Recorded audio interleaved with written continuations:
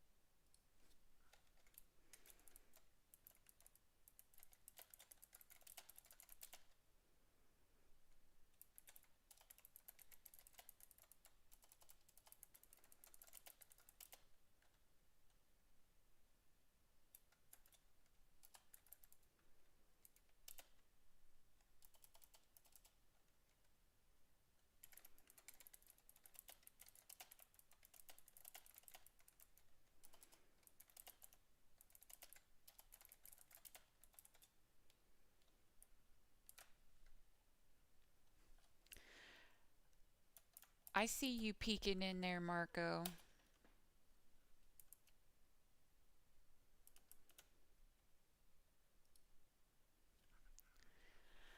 There he be.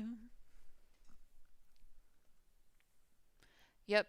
So just as awkward as any other time, I'm here with no intro that's set, no proper hello, but I'm here anyway, and this is Ask Mama Lynn Anything. It is the Friday Night Loser Party, which is a it's an affectionate title that I put on Friday night spontaneous streams. Basically, a way to say, hey, I realize that we are just kind of dorking around right now.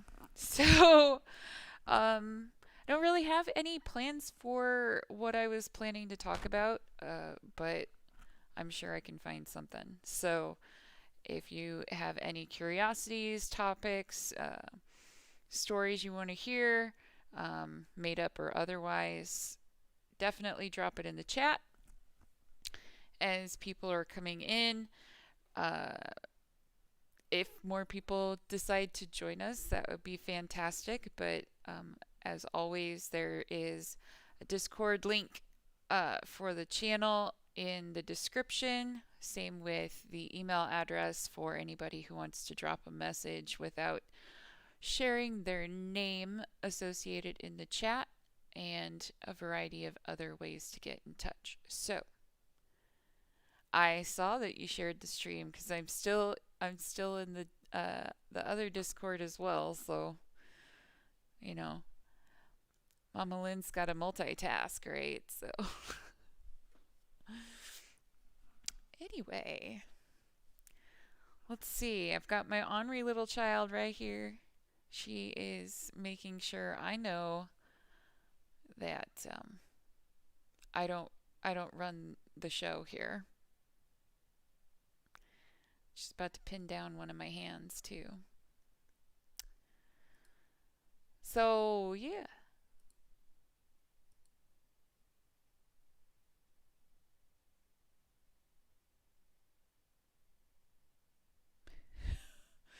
I was just looking at the chat about the voting against equal topless rights, and I don't know.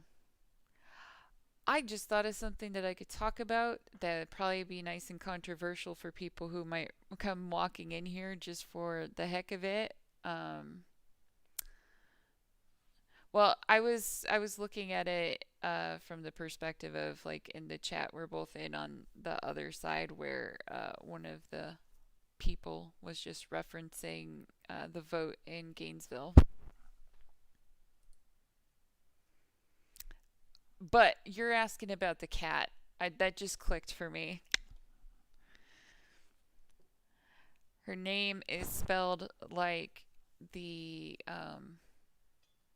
it's spelled Timbre, which is the way you spell uh, the term that she's named after.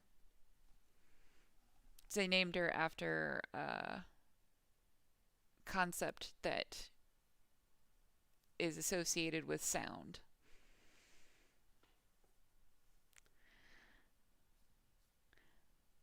I think I forgot what her name was when we got her. No, not tambourine.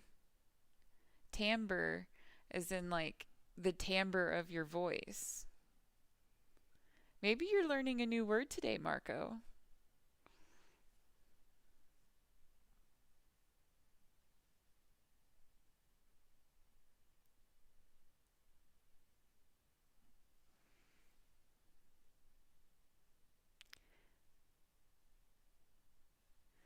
I'm surprised she puts up with us still because um, we're pretty juvenile with the way that we play with her sometimes.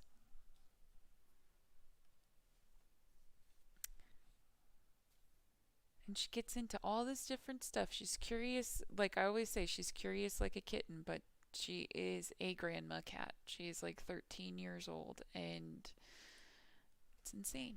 Anyway, so what I was getting at earlier when I said, I mean, just a minute ago when I said that I was getting myself into trouble earlier, and um, so anyway, for people who were not involved in the earlier situation, like Marco and I are buddies in a different realm, and he's being fantastic by being supportive of the effort here.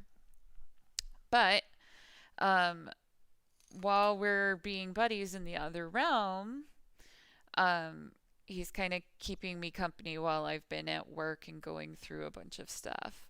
Hey, Brian. Yes, the Friday night loser party. So, um, oh my gosh, Kitty, seriously? This is Chamber. Sorry if that got all up in the microphone. But she's just fiddling with all sorts of shit. So, I don't know what the deal is, but whatever. Um so I guess what we can do for Brian, because I'm pretty sure I have never seen you in the stream before. Um so this stream is ultimately one that I launched out at the end of 2020.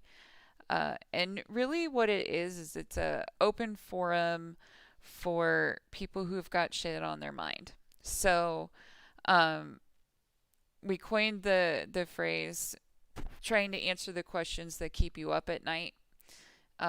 So the whole thing rooted in practice that I started back when I was in college, like 16 years ago now, which is crazy. But the whole focus of it was providing people the opportunity to kind of get an outsider perspective on literally anything that they needed help with.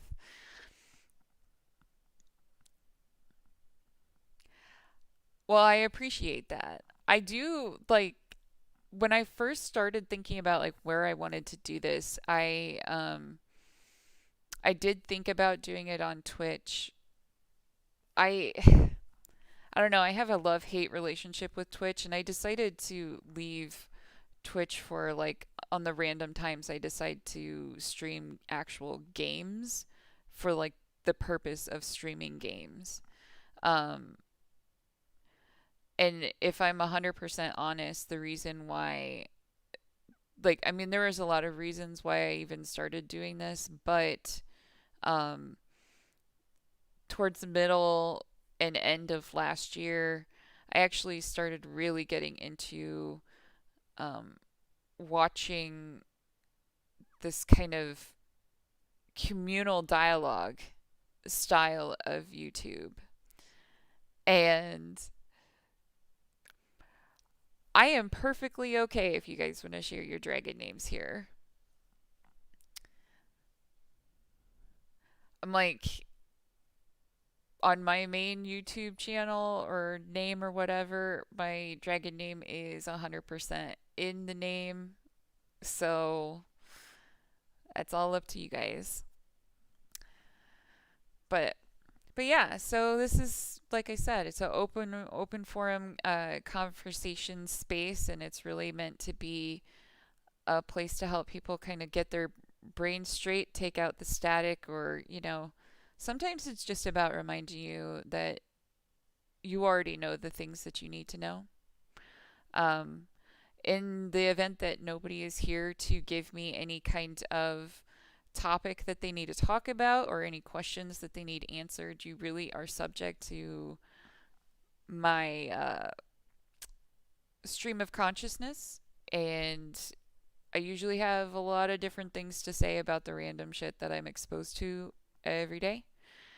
And for those who have been chatting with me in other channels, um, you may already be aware of what I've been doing for a living. So as I move into that production realm, I'm certainly going to run into more pieces of information that will be conversation starters. Because there's only so much you can avoid when you're doing content enforcement.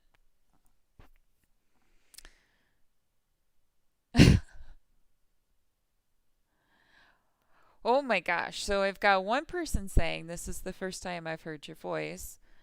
I don't know if that's a good thing or not, but I'm glad you're here. And then I got one person asking me what is happiness, which is probably one of the most pregnant type questions ever. So, I think I'm going to answer the easier question first, Marco, no offense. But for what Brian asked, um, I recently took a contract position um, working with LinkedIn, and I joined their trust and safety division. So basically, I review all the flagged content with a team of a bunch of other people, and we get to decide whether or not stuff gets to stay on the platform. So, um, just today we were looking at a bunch of things, and I think I got exposed to at least one person posting the conspiracy theory that the COVID vaccines will give you low self-esteem. And the only cure for the low self-esteem that you contract from a COVID vaccine, particularly I think it was the Johnson and Johnson, um, that you needed natural wellness. And I would guarantee that they have some affiliate link for like a CBD product or something. But yeah, so somebody's talking about that, trying to drum up some business.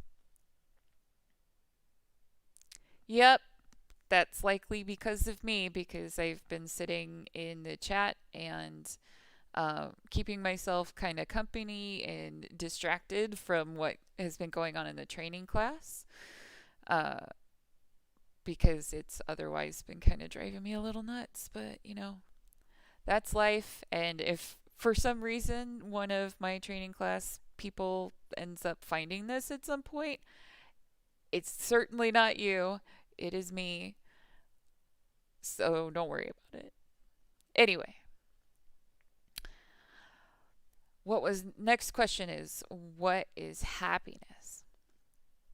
So, there's a lot of times people ask like what do you envision happiness to be for your life, and like what are your ultimate goals and things like that. And I think for a lot of people, they start kind of listing these, I want to be rich, or I want to have this type of house, or I want to get into this type of car, or any of those things. But um, I think all of those things are really drilling down to the one thing that I would say is really the root of like long term happiness, and it is uh, finding a place of contentment. So I know a lot of people take issue with this sense of, or like the concept of contentment, because I think people see contentment as a state in which you would not be challenged to be improving yourself. I disagree with the idea that being content would mean that you don't improve.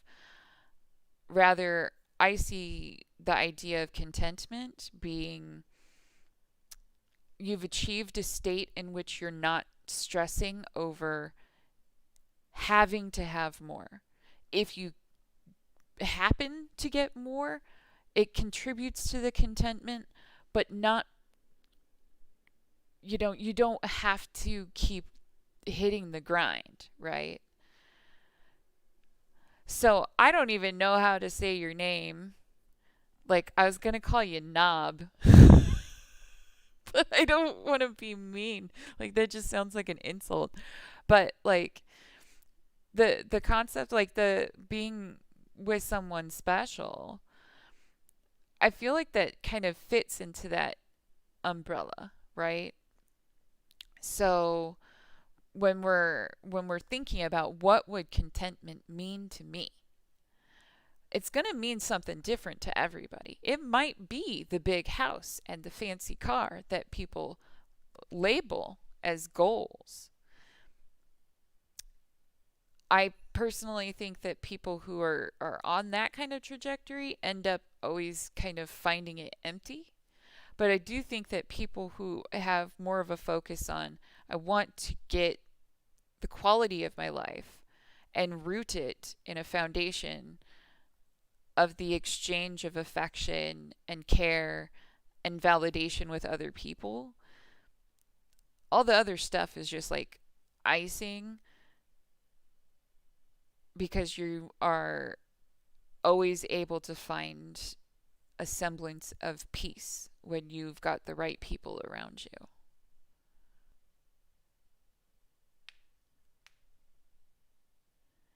Yeah. That sounds like a history lesson that if somebody had ever told me about it, I would have forgotten by now because I'm terrible with that stuff. But that's cool. Um,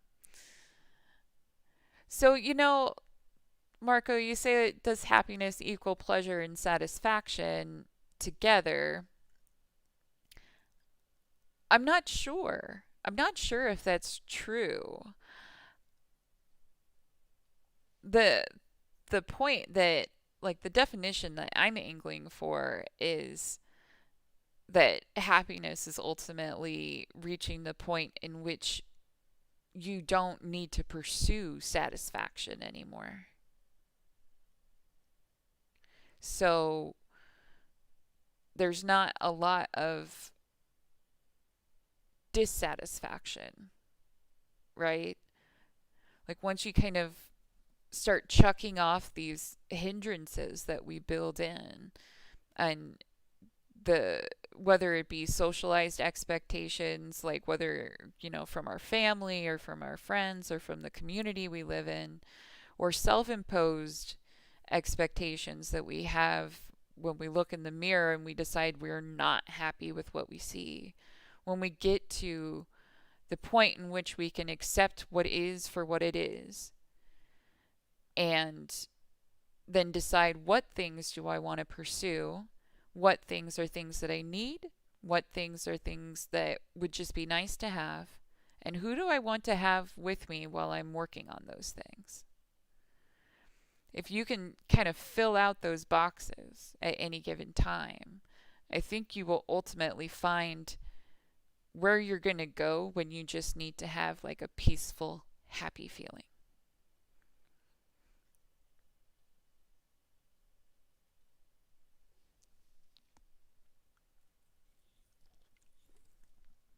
I can freely admit that I struggle finding that place a lot myself.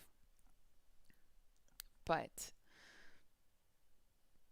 I think that is all the more reason why it's like the angle of my pursuit, right?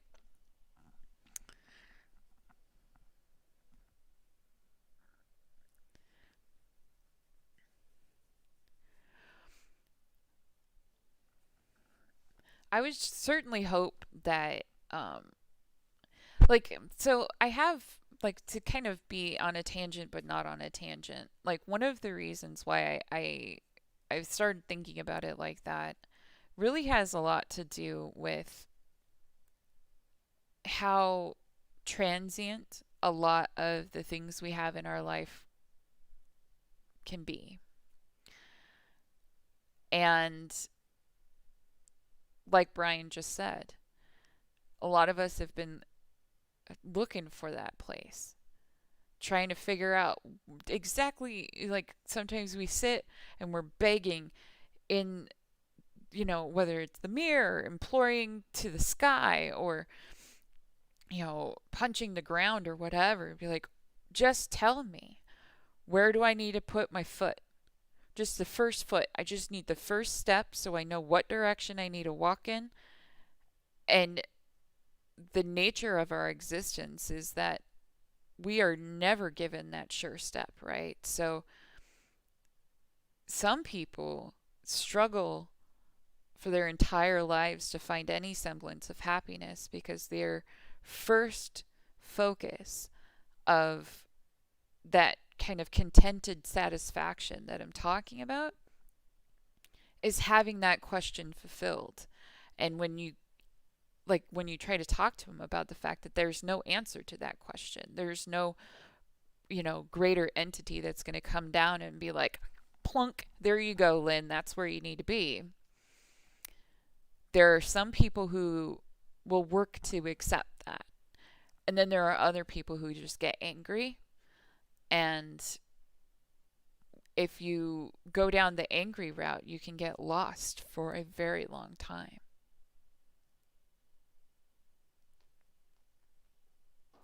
I don't think that distractions keep you from being unhappy. I think that distractions keep you from noticing that you're unhappy. I think that those things are very different.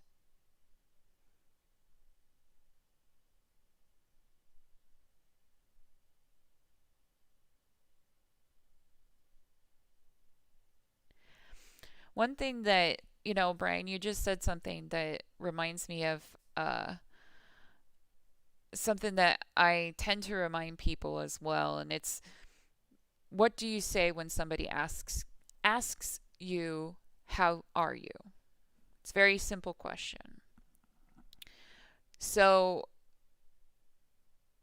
at least where I grew up, I'm in the United States. I don't know a single person who would answer that question in a different way than what I was taught to do as I was growing up. Somebody asks you how you are, there's only two right answers: fine and good. If you go to great, maybe you can get away with it, but then people start thinking maybe you're getting a little boastful. But nobody wants to hear if you're having a bad time, and nobody wants to know that you're confused or stressed out or sick or anything. Like, it is considered almost rude to admit that you are anything other than fine or good. And even when you tell people that you're fine, what's the response a lot of people will give you? It's just fine. You're just fine. Why not good? I started responding to that secondary question with, I want to be fine. I believe, like, well, right. So I don't necessarily disagree. Like, I don't disagree with you. I I am honest when somebody asks me how I am. I think that a lot of times that's why conversations don't, like, you really have to be in the right place for a truthful answer to how are you, right? And then you also have to kind of consider the context. So, like, if it's you're passing by somebody in the hall at work and they go, "Hey, how are you?" You're not going to, talk about your colonoscopy coming back with cancer polyps or something, right? You're just going to say, "Well, hey, what's up?" Um, but to get back to what I was saying with the whole, like, you want to be fine, it's like life would be I think life would be kind of shitty if we were always actually labeling things as happy or great or, this over the top goodness. I I I don't know about exactly what numbers I would think was a good balance, but I usually say something along the lines of I want to be 80% fine, 15% good or great, and 5% bad. I accept that bad is inevitable, so I give it some space, but just not a lot. But I don't want every day to feel like a manic episode. I just want to wake up and know that it's fine. It's not bad to be fine.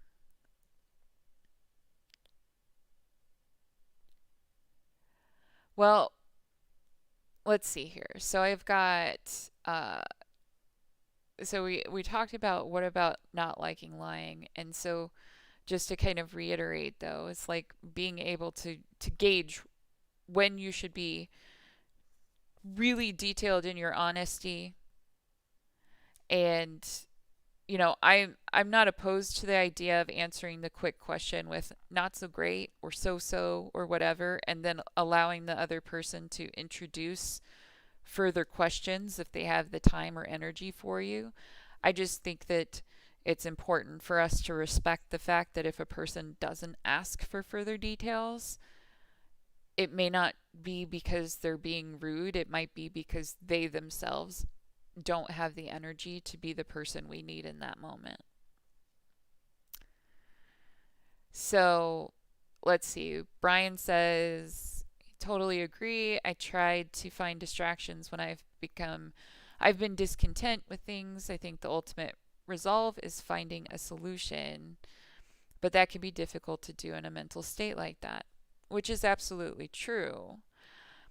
Um, so for those of you who aren't super familiar with me, one of the reasons why this is a thing that I'm doing is like I've spent a good chunk of time working with people kind of in like a peer counseling type way. So I started in college doing a very free form type of conversation with people where they could come and sit with me and just be.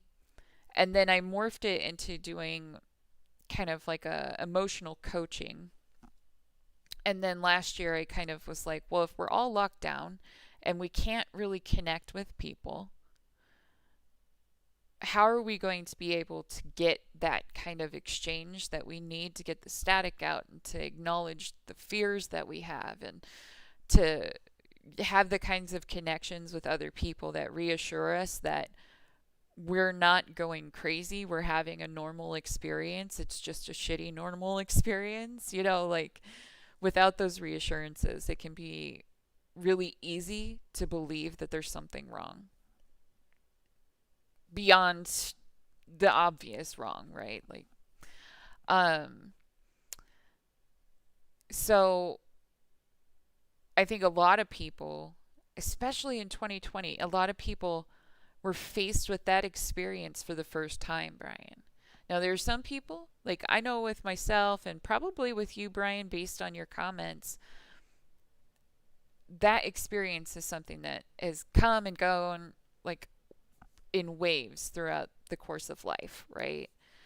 But there are definitely people who face the feeling of, I can't find the right distraction to take me out of this space that lockdowns and pandemic fears and the stress of having family members who believe in conspiracy theories when all you want to do is be able to see them next Christmas, and all of that stuff is on your plate. Um, I think we see an upswing of people who are like just devouring games and other types of distractions, but we also see a huge upswing of people partaking in mental health services, particularly those online, because you get to this point where you're like, I can't ignore this anymore. And if I'm going to sit on this, I'm going to literally go out of my mind.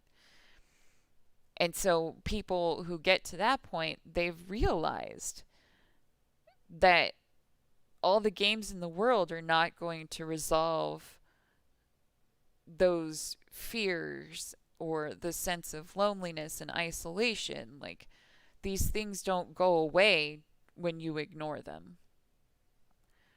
You know, sadness and depression and severe anxiety issues and stuff, they're unlikely to improve when you're looking away. So when Marco says the absence of pain plus goals equals happiness, I would first ask, by goals, what do you mean? Just having them? Pursuing them? Achieving them? All of the above? And it's kind of difficult to speak to like a chronic pain person and say that happy, like, one of the contingent factors to have happiness is the absence of pain. Now, I know a lot of people who live in a lot of physical or emotional pain who will argue that happiness can't exist during that existence. And like, I know everybody has their own experiences, and I'm not going to say that a person can't feel that way. But I strongly believe that happiness can be achieved within the circumstances of just about anybody. It's just a lot more difficult for some people than others. And it requires the willingness to accept certain things as simply your reality. Like, to be really generic about it, I'm about 6'1", right? I'm never ever gonna be a cute little old lady. Even if I shrink more than the average person does, I will still be like 5'8". So when I start thinking about what does my future look like, am I ever going to be a grandma? What am I going to look like in that area? I don't envision myself to be something that I know for a fact I can't be. At the same time, I know a lot of people who put their goals for life contingent upon things like a miracle cure or becoming rich when they don't have any means of getting there. You know, these types of goals that are inevitably going to end up being failures and will always feel like a reminder that they're not good enough. And so I'm like, I think happiness is more about properly understanding who you are and where your expectations should be, and then finding the right people to support you in it.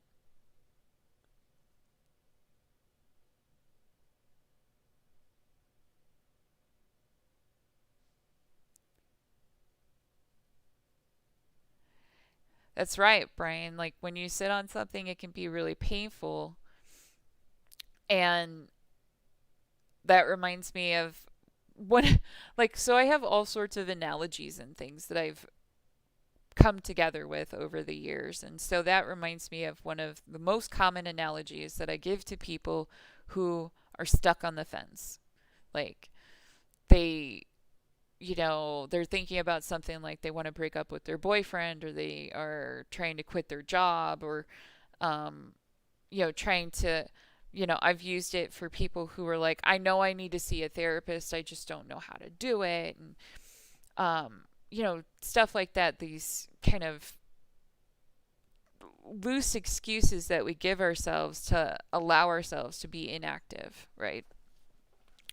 So I use the analogy of having a splinter where you're working with wood and you get a splinter in your hand. And it sucks because it hurts and it's an obvious injury. You can sit there every day since you received that splinter, you can poke at it. It'll tell you it's still there because it'll be sore. You can look at it, it'll be bruised. You'll see the wood in there, whatever. But the problem is if you don't take it out, it'll eventually start to fester. It'll start to rot. It'll get gross. And if you really don't take care of it, it could cost you an entire finger, if not your entire life. Now, a lot of people in those circumstances, one of the reasons why they won't remove it is because when you pull it out, it's going to hurt more. Especially if you kind of are like, well, it'll work itself out, so I'm not going to do anything with it, and it settles down. So then you have to make that decision. Do I effectively rip this out of myself? Do I cause myself the pain that will come with that in order to facilitate the healing? So with the splinter, the only way it's going to heal is if you pull it out, you clean out the wound, you deal with the extra pain that comes with the openness of the wound. But what ends up happening is that that's the only way that can heal. And I think that it's very similar with these emotional burdens that we put on ourselves, or the things that we put off. We procrastinate. We say, I can take care of that tomorrow. And it's not just about writing a term paper. We're literally procrastinating on taking care of the one thing we're assured to have when we wake up in the morning, which is ourself. It's literally the only thing that you will have if you wake up. You open your eyes, you have you. Everything else could blink out. So there's a vital importance to investing in that thing that you'll have when you open your eyes. And some people will say that that is a really dark statement, but I'm kind of like, is it not true that you will always have you if you wake up? If you don't wake up, meaning that, you died, it doesn't matter anyway. So you live your life like you're going to survive these things. You make the choices as if there's going to be a tomorrow. And you take care of the one thing that serves as the vessel for the person you are to move through existing.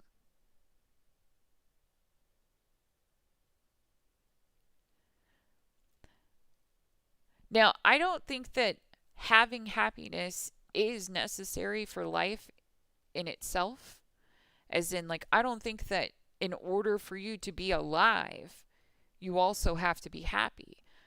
If that were true, then we would be seeing so many more people die right now. Because there's so many people whose experience of having to sequester themselves in the last year and a half,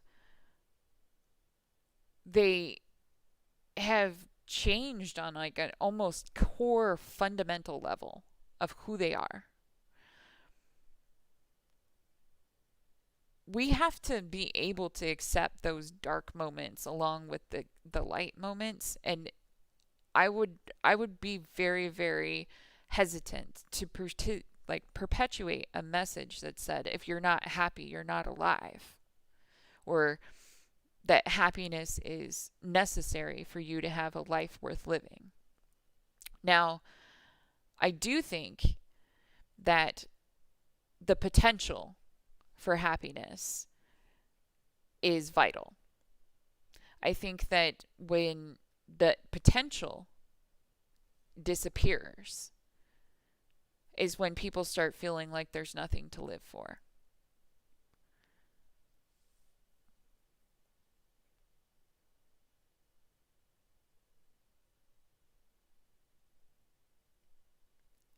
You don't have to apologize for anything here. The whole purpose of what I'm trying to do right now is help with that stuff. I don't know if I will help you with that stuff. I certainly hope so. At the end of the day, my goal is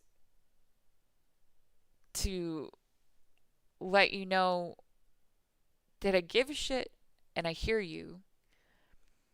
And if something that I happen to say or show you or whatever starts the wheels rolling in the right direction, fantastic. But I don't want you to ever feel like you need to apologize, especially not for something like being confused or having a lot of things that are weighing on you. So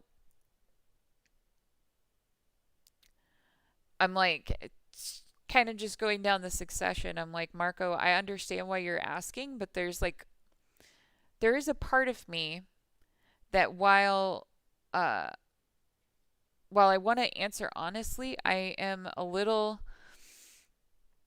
hesitant to answer a question like, is life worth it for everyone? Because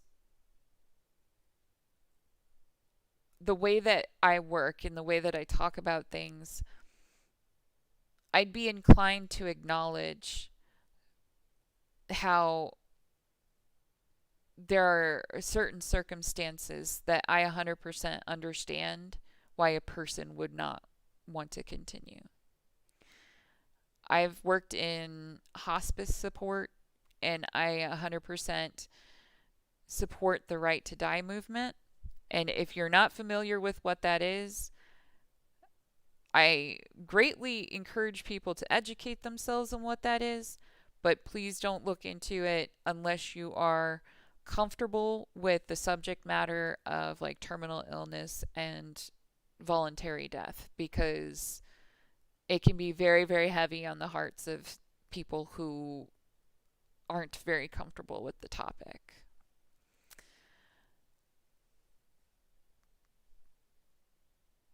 So it's kind of those spaces that I would be willing to admit to it, if that makes sense. It's okay that you said it, Marco. I'm just kind of in the realm of how, like, I would be beside myself if I were to say something casual about it and have somebody, listening for that last straw effort and have, a poor outcome come from it. So I'm just a little bit hesitant in certain ways.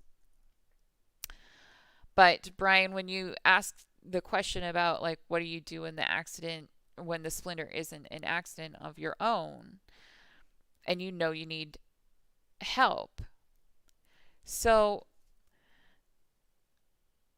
I'm going to put it like this, and I'm not trying to sound judgmental, but once that splinter is in your finger, or once the damage has been done, right? Because obviously we're using this analogy as like an analogy for emotional pain as well, or physical pain, or whatever it is that you're dealing with.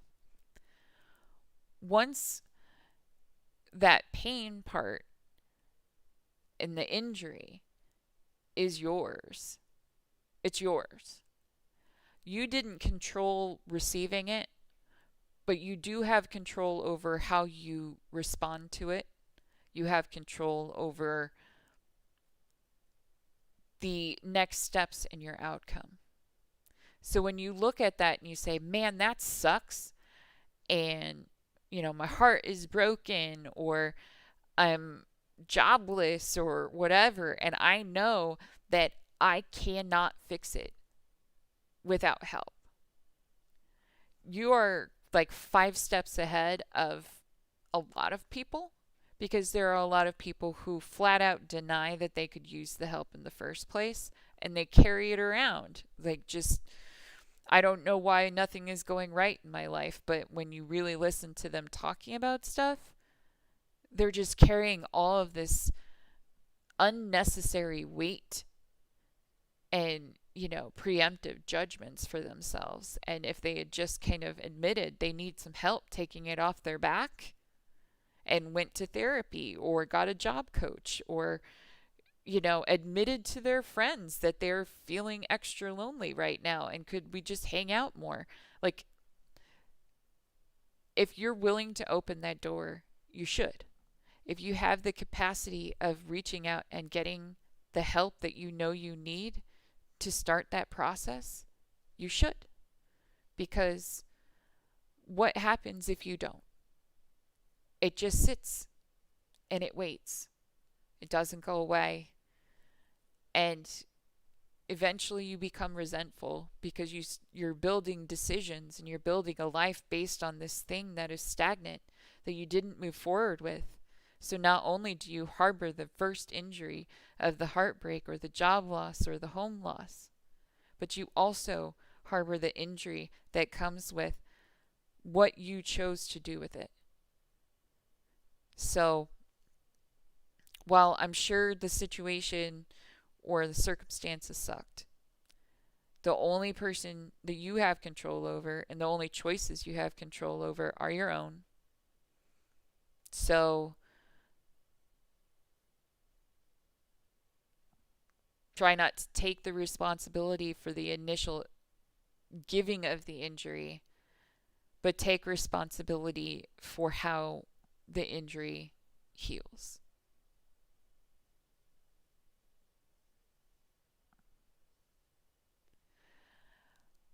Gotcha. But yeah, you still do have to take the splinter out. Like if you sense it like that, if the circumstances of the last 2 years, when it came to the final uh, parts of the last presidency and the onslaught of the pandemic, if those things showed you the true colors of people to an extent that made it so that you could not continue associating with them before or anymore, you're truly not alone with that. I know that there are a bunch of people who experience the same thing, but knowing that you're not alone doesn't make it hurt less. It just, like, in some ways it almost sucks more because we we're inclined to think that our problems are unique. But um there's still things that you can do and facilitate that take you out of that space. Like, you're literally doing one of those things right now, right? You have found a space with people. I know I likely do not live in the area that you live, and we're having an exchange right now. We're having a conversation in this just disjointed way that we are. And through that conversation, hopefully, there is a new pathway for the thought process. Maybe you'll come away from it feeling like, maybe the local sucks. But, the local can be changed. Who you choose to turn to for friendship can be changed. And while I understand that it sucks if you don't have people to, like, go to the movies with or, go to concerts with, it's like one of my big suck points because, I struggle with a lot of in-person relationships myself. It just kind of does come down to that idea of, like, what do you need versus what do you want, and how are you going to pursue building what you need out of what you have available to you. So if what you need right now is a good friend, there are opportunities to build a good friendship that don't require you to associate with the people who are local to you. And so then the flip side of it is it's okay to grieve friends. It's okay to have heartbreak over lost friendships. You don't have to apologize for feeling that way. And I guarantee you that even those people who deny having those feelings, if they truly feel that they haven't experienced it, it's because they found enough distraction when those feelings were happening that they are easily able to deny it. Those feelings, that heartbreak, that pain, means that it mattered. It means that there was a genuine care there. And you shouldn't ever regret feeling connected, even when the person ends up being a terrible person down the road. Because those human connections are vital. And if we just kind of label them as avenues towards pain or suffering, it will inevitably make for a worse quality of life for you.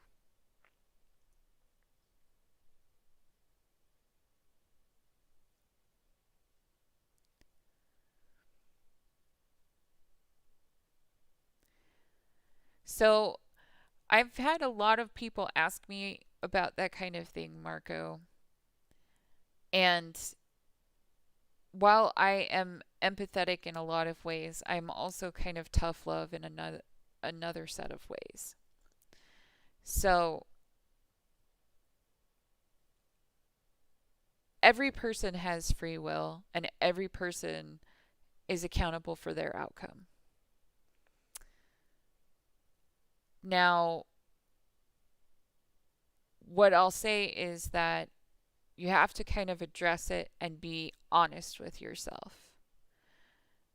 Do you have free will or not? Can you make this choice? And I mean, like, literally make the choice. I realize that it might be too difficult for you to go 100% gung ho towards whatever choice you need to make. But I'm talking about literally, like, do you have the capacity to control your choices? The vast majority of the population says yes to that question. So if you have the capacity to control your own choices, you have the capacity to change your circumstances. And nobody else can change it for you. We can help you, we can give you suggestions, but a lot of times it falls into that category of things you already know. It's a matter of taking yourself to your own task and being willing to be confrontational to the back talk and the negative energies that you're perpetuating in your brain, even if it's just for the 2 minutes that it takes for you to call a therapist office and make an appointment. And then you prepare and you take the 2 minutes that it takes to argue yourself into the car to get to that appointment. And you just have to literally make that decision that you're going to commit to improvement choices. You're going to accept that you're going to fail sometimes, but you're setting this particular goal and you are willing to hold yourself to that task. Because I guarantee when you get into that therapist office and start talking about these things, that same kind of decision making will be part of what they're talking to you about, is being willing to be honest with yourself in the moment and pushing the choice forward even when you don't feel like making that choice.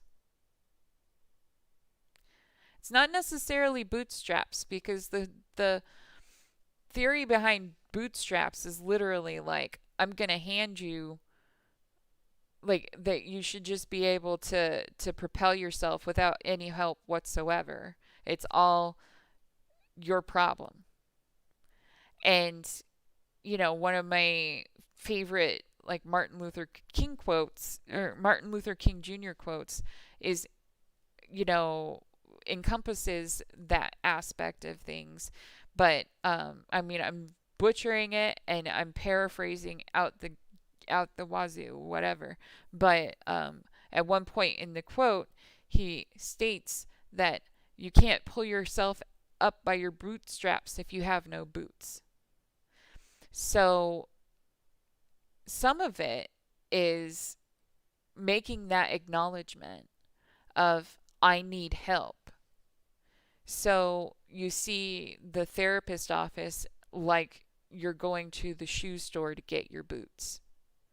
And every time you go there, they're helping you break in your boots, and they're helping you get the right fit. They're helping you learn how to tie them right, all of these different things. So it's not 100% just this self-sufficient, there's no other help there. It is simply acknowledging the fact that life doesn't just happen to you. Some things aren't choices that you've made actively, but the outcome of your circumstances is precipitated from your choices. And honestly, I don't think it's limiting at all, because your choices are infinite. What people end up looking for, though, like, you might think the challenge that you're bringing to me is new, but it's not. Like, I'll tell you, 95% of the conversations that I have where I tell people that all of this stuff aside, I could give you self-help books, I could tell you to read up on theories, I could tell you all this stuff. You go to therapy, your therapist will be able to give you skills too, but your therapist, if they're a good therapist, will acknowledge the fact that the bulk of progress and exercise that happens when you're doing mental health therapy happens outside the office. And you make the best progress when you commit yourself to seeing that progress happen. People don't like being given this answer because they already know that's what it takes, and they feel like they've already decided they don't have the capacity to make it happen. So they're looking for somebody to tell them a different answer. They know the answer already. They're asking the question because they want a different answer. And when they ask this person and they don't get a different answer, they go, I don't like that answer. That sucks. That sounds limiting, whatever. And they move to the next person and ask the same question. And they could ask 99 people getting the same answer. But if the 100th person gives them the answer they want to hear, lots of times people will go with the 100th person.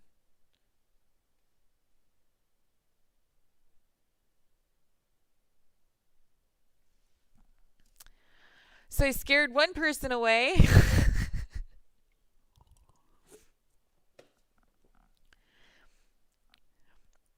I think the reality of it is like,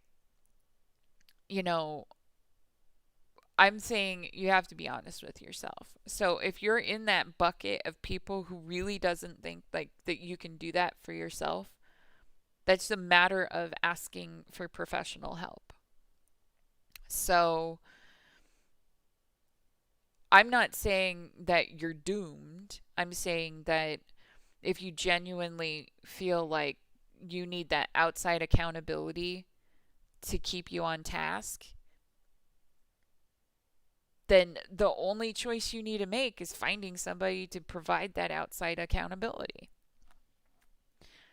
And, even with like some stuff I've been reading recently, I've been having some like self revelations, and that one was definitely one of them, because for a very, very long time in my life, I just felt like I was a genuine fuck up, because I struggle a lot with project completion. And my whole life, it's been an accusation, a failure, a reason to say, like, I'm not up to par, or whatever. I have fantastic ideas and people love having me in their brainstorming sessions and stuff. But if I'm left to my own devices, not given a deadline, not given any kind of structure, and nobody's checking in on me, and the goal is like to clean, like right now, like to clean the bathroom doesn't get cleaned. And I openly admit, like, I would do infinitely better with outside accountability help. But it wasn't until real recently that I realized that, like, that's actually a thing that people do. And it's okay that people do that. Like, I'm 38 years old. I thought by now I should have grown out of this idea. I thought, based on what I was taught growing up, you should know how to do life by now. Like, why don't I feel confident in how to do life? Why do I always feel like there is something I gotta apologize for, or something that will inevitably break, or whatever it is? And like I said, it was very recently that I started kind of exploring that possibility that it's about the way my mental function really works, and not necessarily a failure. It's just a different presentation. So I feel like that happens in all sorts of ways, in all sorts of different like facets of our life.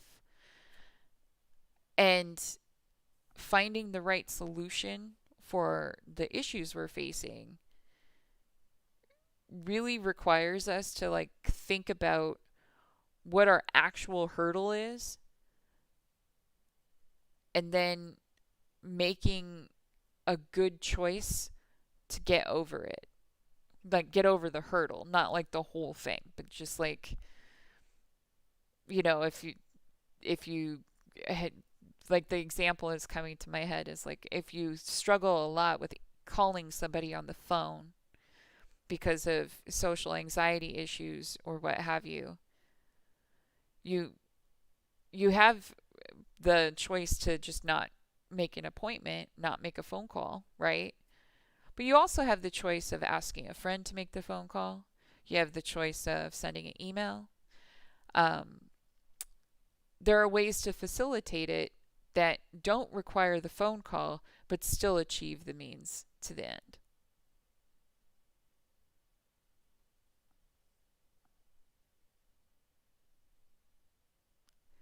Well, I think that if you're going to get into like that accountability structure and really try to um, partner with somebody to hold you to that, um, then it's about like making sure you're choosing the right person. So the majority of the time, like if we're talking and you're saying like you need help with some of this stuff, I am going to be like defaulting to a that's a professional help kind of thing. And it's not to like pawn you off, and it's not to imply a severity of the issue or anything like that, but it's rather because I'm not in a position to guarantee that any friend or family member or partner or whatever is going to be able to function in the capacity that you need. It's very hard to recommend that you rely on anybody other than somebody who has been licensed to help people weed the shit out of their brain.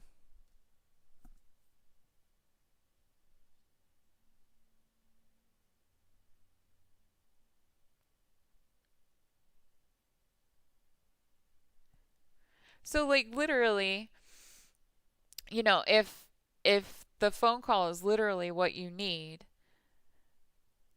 but finding out how to get past it when you know that it's the phone call that you need, but it's not going to happen otherwise. Like I literally just said, if you know that that's the hurdle, like the phone call, making the phone call is that difficult for you, and I promise I understand. Like, I don't know if you're literally talking about the phone call or you're just kind of going with an analogy, but that phone call was literally a problem for me for a very, very long time. I still can't order pizza on the phone. Like, the advent of online ordering was a godsend. So, um, but my point is, like, I'd make that phone call for you. I know we don't know each other, and I certainly wouldn't expect you to actively trust me at this point with any of your personal information. But if the one thing you needed to get yourself into the right, like if you knew like the therapist you wanted to see and it was literally about I need to schedule it but I can't get the phone call to happen, I would be happy to. And I think that you'd be surprised how many people would be willing to provide that for you if that was what was keeping you from moving forward with it. So I invite you to just kind of think on that. Like literally you could probably ask somebody, you go to the grocery store and say you really need that help. I bet you could find at least one person in the grocery store who would make that phone call for you.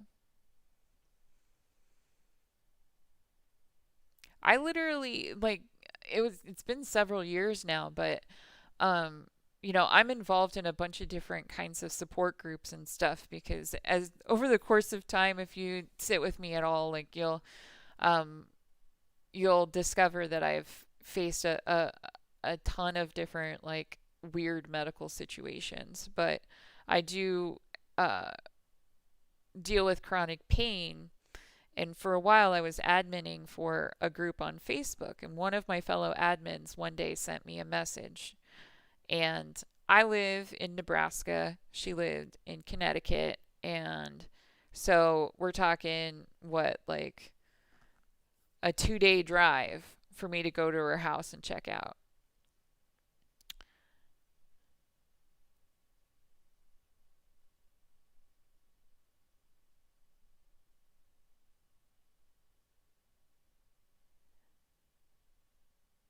Okay, so one moment, Brian, then I'm gonna respond to that. But just to kind of conclude what I was talking about, this other admin, when you're in these chronic pain support groups, like everybody is dealing with this like kind of daily burden of physical you know, physical reminder that things are not okay, right? So she had been in treatment for a long time and had been put on a particular medication, and then her physician had to change. Like, she had to change to a different doctor, and her new doctor said, I am not giving you any more of that. Took her off, and she went straight into withdrawal. And the message she sent me indicated to me that she had made an unfortunate choice. I didn't know this lady well, but I had already sent her a package of kratom to help her with withdrawal because I knew it would help her. But when she sent me that message, I took the address and I called her local police department and sent a wellness check to her house. And like, she had made the decision, like, it saved her life. Um like, she ended up in the hospital, and I don't regret making that call, like, it sounded weird, I'm sure, call the sheriff and be like, "Hey, I'm in Nebraska and my Facebook friend just told me she was making some choices, and I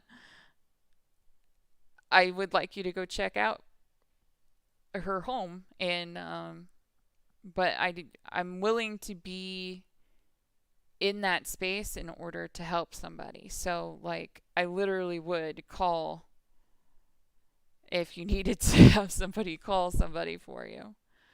But yes, kratom, like you spelled. Um,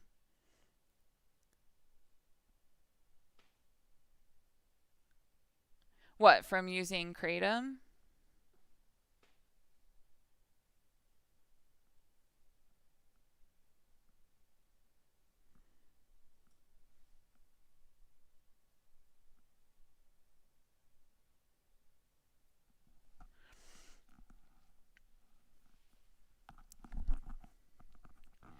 So, I don't know why you may have used it or what you were looking to achieve with it, but I use it every day. And the reason why I sent it to her was because she had been taking high dose Oxycontin for, like, I think 2 or 3 years. And what happens when you withdraw from it is equivalent to, like, when you're withdrawing from heroin, right? So she's very, very sick. Well, one of the reasons why we even have kratom available to us is because it is a plant that was used to assist people with coming off of their opium withdrawals. And so it actually, like, the way it functions is it fills in that same receptor that will, that, like, accepts narcotic painkillers. And so it kind of tricks your body to think that you gave it the substance without perpetuating the addictive use. And so, like, you see, like, we didn't have it a lot locally for a long time, but we started having it a lot more, especially in neighborhoods that are associated with, like, the I don't know if this is, like, a universal term or not, but it's like Oxford houses, which is like a transition home from, jail to standard living. And I think it's really helpful for a lot of people. Now, for a while there, like, I was one of the only, like, product review people for kratom online. And so I wrote fairly extensively for a while. Numerous blogs, and then it was basically, I had this deal where if you wanted a review, I would write a review if you sent me a sample. And so I've tried a bunch of different strains, and I know I know what I would use if I was trying to treat pain versus when I'm trying to just chill out. And um, so I think it's worth it. And I think if you know how to use it, you're gonna get some like muscle relaxation and, your mild pain relief and stuff.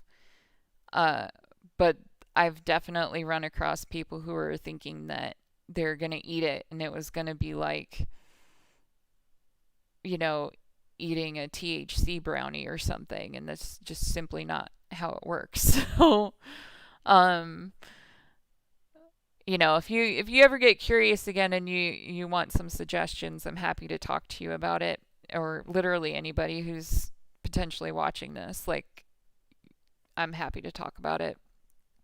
Um, anyway, getting back to your talking about the fact that it's a call that you want to receive. Um, I think that,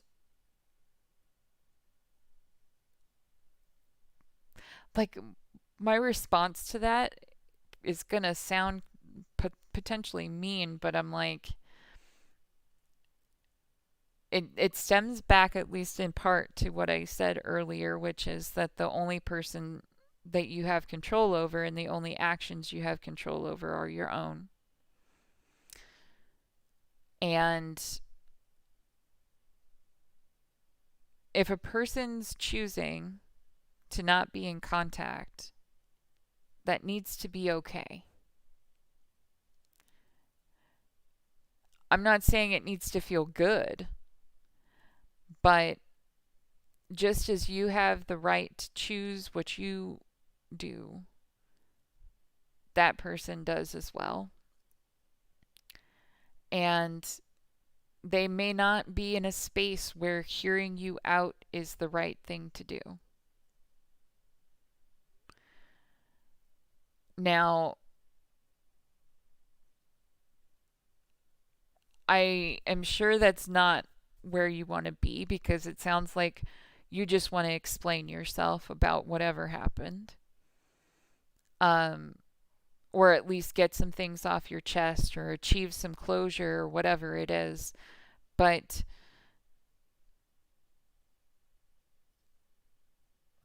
we're not entitled to closure in that same way that you're kind of angling at. You could achieve the same hear you out method by writing that person a letter. You would probably have better success getting everything that you wanted to say out in the way that you wanted to say it by writing them a letter versus them calling you. So why are you waiting for the call? You're likely waiting for the call because you think, like, if they just actually hear you, it'll change the outcome. But if they're not picking up the phone to talk to you right now, I mean, they're probably not in the space to come back to unity with you.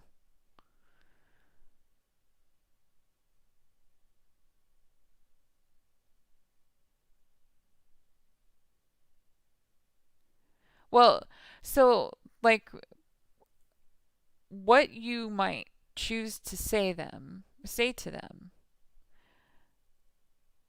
you really shouldn't choose whether or not to do that based on whether or not you believe they deserve it. Because you're not doing it for them.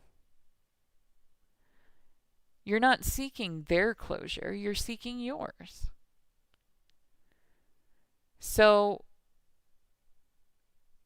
we're not, like, just because they might feel better, like, you shouldn't spite yourself just because it might be beneficial to somebody that you don't feel so great towards right now.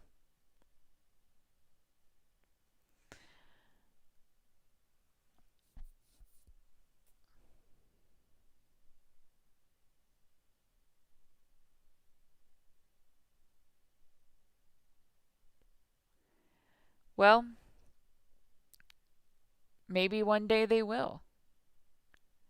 Maybe, maybe one day you'll be able to come back together and hash it out and achieve that like awkward casual friendship thing that some of us end up having with, you know, people we once thought were the love of our life or, whatever. But maybe you won't. And I think my point more than anything is that you have to figure out where you need to be in order for both of those outcomes to be okay.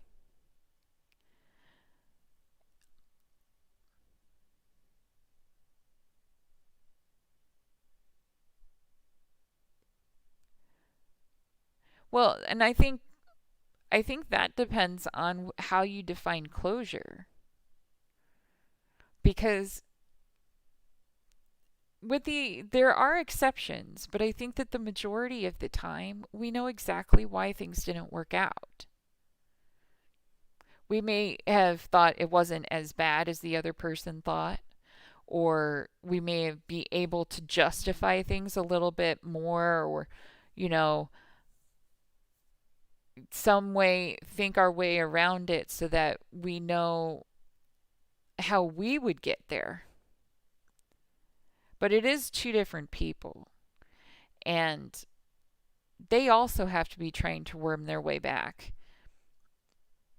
And if they're not, like, you're just never going to achieve what you're angling for. And I think that most people who are like, yeah, they won't talk to me, so I won't ever have closure, what they're really looking for is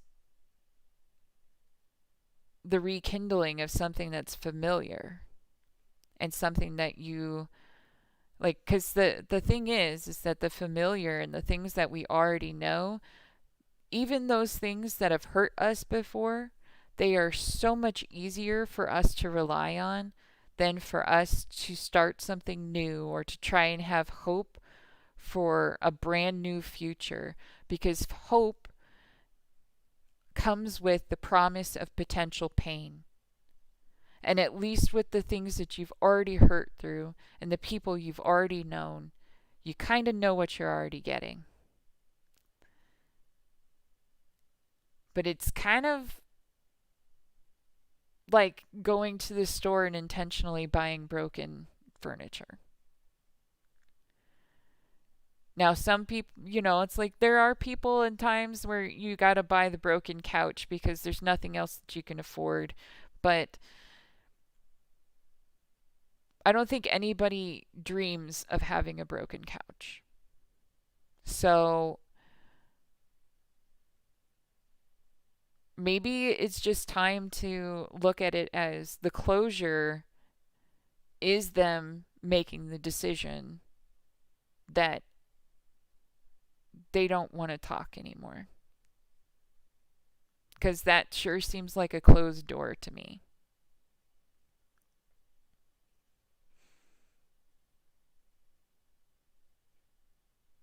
A couch is a couch, but if you were standing in a storeroom and the person said you can have one of these couches and one of them was broken and fallen over and had like, you know, baby making stains on it and stuff, and the other one was brand new. And maybe the one that's brand new has a ripped seam because that's how it got into the secondhand store. Very few people, if anybody, is going to choose the one that is disgusting. So the point is, like, if you have the capacity, if the cost of getting them was equal, you wouldn't be choosing the broken one.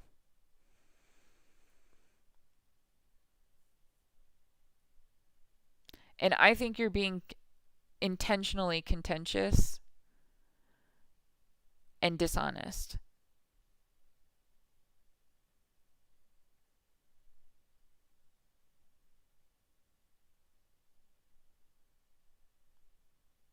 And Brian, what you just said is like the pain of that resignation is the removal of the splinter. It will hurt more first, and then it will fade.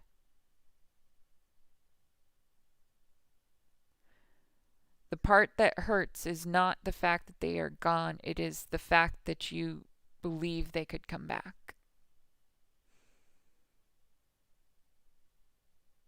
But if they're not giving you any reason to believe that they could come back, the torch you're holding is simply a symbol of self harm. And I may not know you beyond this chat, but I'm willing to bet that you deserve better than that.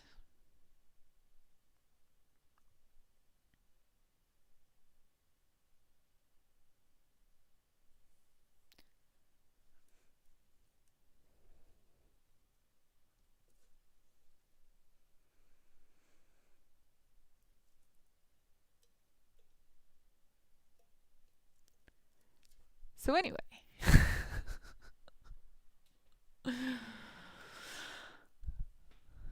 Goodness me.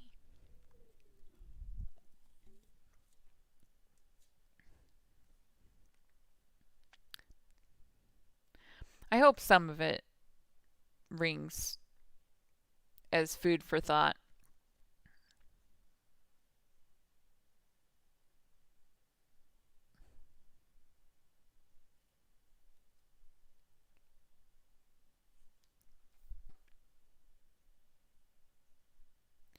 You know, Brian, here's the deal. You do the resignation and you say, okay, I know it's going to hurt, and you start processing through that and letting it go and grieving the situation. And like, one of the best things you can do for yourself is really be honest with yourself about your mistakes. Because, you know, dissolution of relationships, whether they be romantic or otherwise, very rarely are one-sided. It's very rarely caused by one person just poof, gone.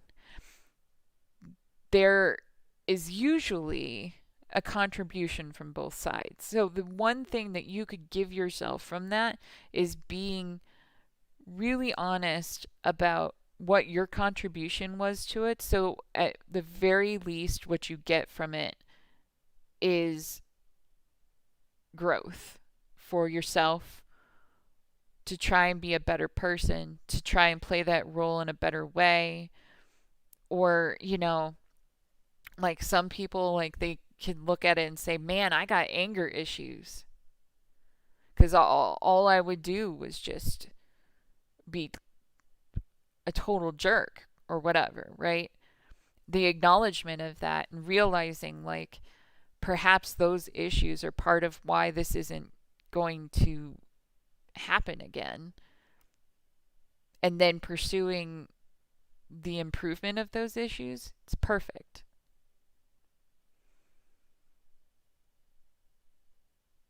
I'm kind of giving you shit about the contentious thing. Like, this stuff is kind of, it's hard to it's certainly difficult over text, but I'm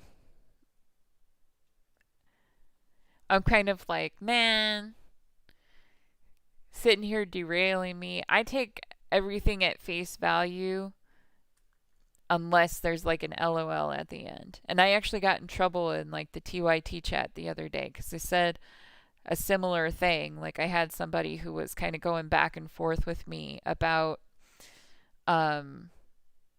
what was interpreted as otherwise an idealistic view of the way the world works. And I'm like, well, I'm a realist with idealistic goals, right? So I'll discuss political principles in an idealistic way, but apply them in a realistic way.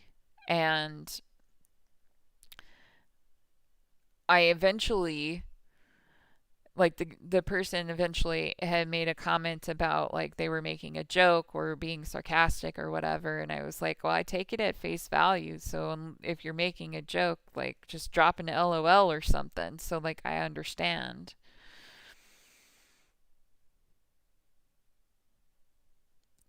I like how I wasn't looking at the screen and then I look back and it says I think I should have included the LOL. Like for real though, like I mean, it's kind of funny cuz like the names are different. I don't know if you were part of the conversation we were having before in the Discord where we were talking about being on Spectrum and like navigating issues that are surrounding that. Um, so one of those issues is kind of inevitably this sense of not being able to read nuance, but also trying to use nuance and things like sarcasm as a means of like normalizing behavior. So it's this weird thing where it's like you both have a sense of humor but not have a sense of humor at the same time.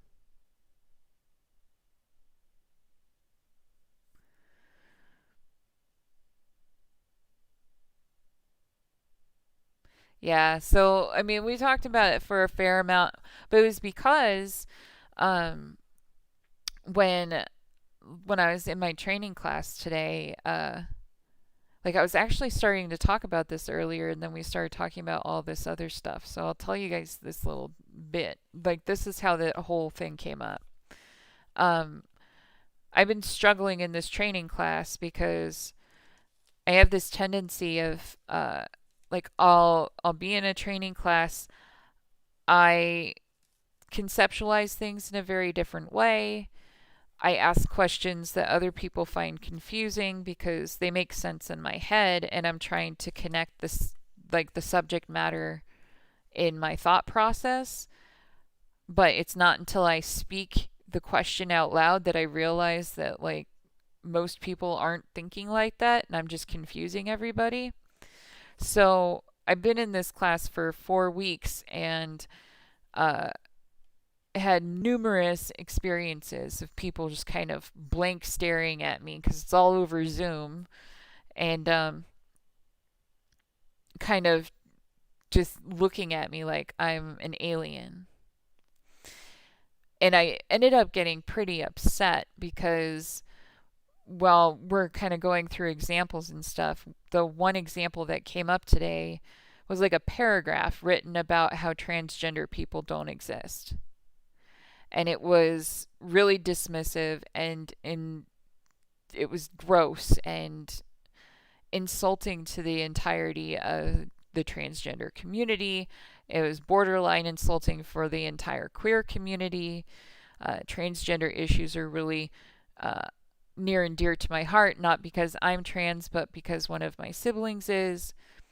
And so it's just, uh, it's intense, right? Like you're wanting to do the job the right way, but also trying to not cause a problem. So what ended up happening though is like we had this paragraph and then the person who is training us said that this paragraph is acceptable. Like they would let it sit on the platform without issue. And I was arguing why I thought it was hate speech. And like what I really needed from them was just the acknowledgement that my logic made sense, even if the answer was going to be different than what I was saying. But they wouldn't give me that acknowledgement, so it just kind of made it feel like they all thought I was stupid. Because then they started kind of going, it'll get easier with time. You'll understand it better once you see more examples. And I'm sitting there going, the reason why this one doesn't make sense to me is because I know so much about this topic that I can fact check it without looking it up on the CDC website or whatever website I would need to fact check it. And you're telling me that you would allow this to stay on the platform, but you're going to take down a statement that says this is just a flu. A single sentence that says this is just a flu will get stricken from the platform, but this paragraph about how transgenderism doesn't exist is able to stay. So I was trying to like really connect it, right? I was really trying to understand what is the reason? Like, why is this okay? And then they start kind of talking about how, well, the job is going to come with a lot of gray areas. And they're really like childishly explaining it. And so, anyway, I got very, very frustrated. And then I turned to the other chat and I said, I get very frustrated being myself sometimes. And we started talking about it. And I was even in that, like, apologizing for the fact that I bring my own static to the chat.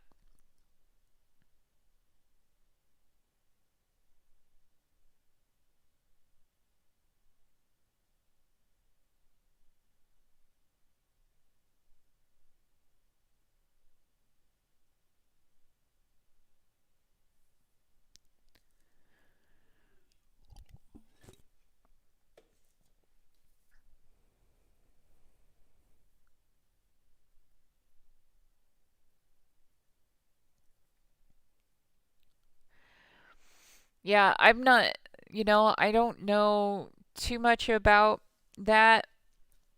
Um, I think maybe I'm a little bit blessed in the sense that I don't really worry about, uh, like I guess I'm just used to people either really liking me or people will end up taking issue with me and I get ostracized a lot. So I'm just kind of like whatever. Um, I usually give people like the benefit of the doubt and assume that a poorly delivered joke about sensitive topics is generally rooted in ignorance. But it is disappointing when we see people that we're asked to defer to or who are given like effective authority to monitor what we're able to say,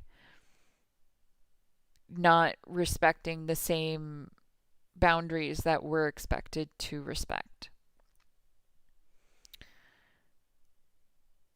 I've been known, like, I've gotten myself into trouble because I've called that out before. Like, I, I've literally lost employment for calling out stuff like that. But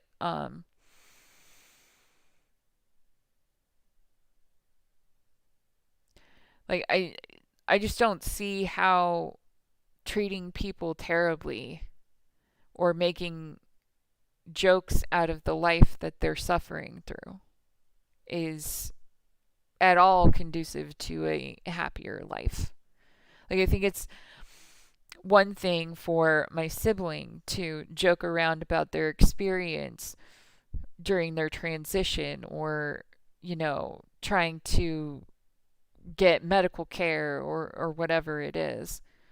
They can joke around about it as a way of diffusing their own stress. I don't have a problem with that necessarily. But if they were being self disparaging, like saying they don't exist, I'd call them out just as much, like for whatever.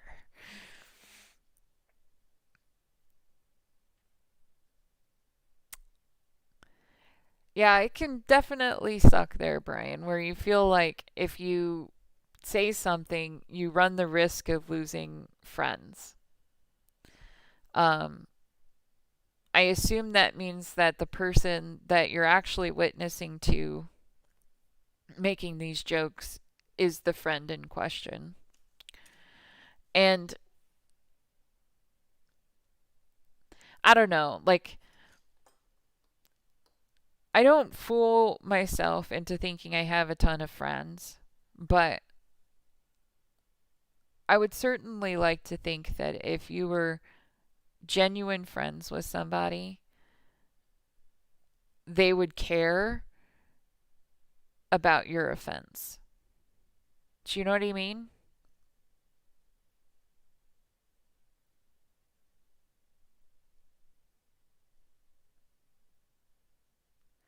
I think that comes down to another one of those decisions that's like pulling out the splinter, where it's like, okay, you make the decision. Like, is it going to bother you? Like, because sometimes people just make terrible jokes, right? And so you let it slide. But sometimes people make terrible jokes and it just sticks. Just every time you see them, you just go, I really want to talk to them about that. I think, like, I kind of have a general baseline rule. Like, if it comes up at least 3 times and nothing changes, that's when action has to happen. So it's, like if you talk to me about uh, the situation we've kind of been talking about tonight 2 more times, and you didn't tell me anything about getting help or making efforts to, move on or any of that stuff.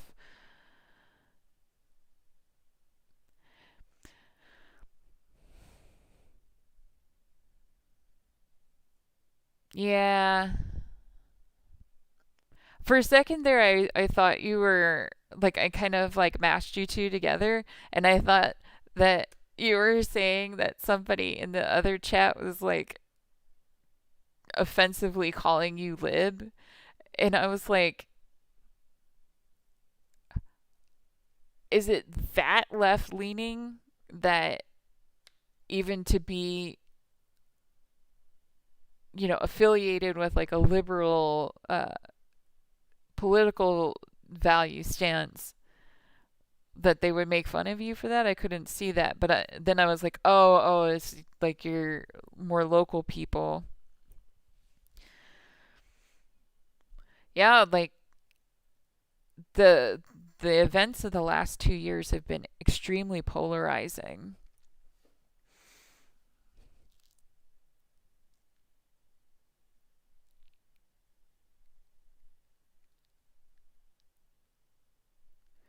Well, so Brian, here's the thing, is that if a person is encouraging you to embrace a feeling of being disposable, I would say they're not your friend. There's somebody there's somebody you're acquainted with, and they might be somebody that you generally like, but they certainly are not your friend.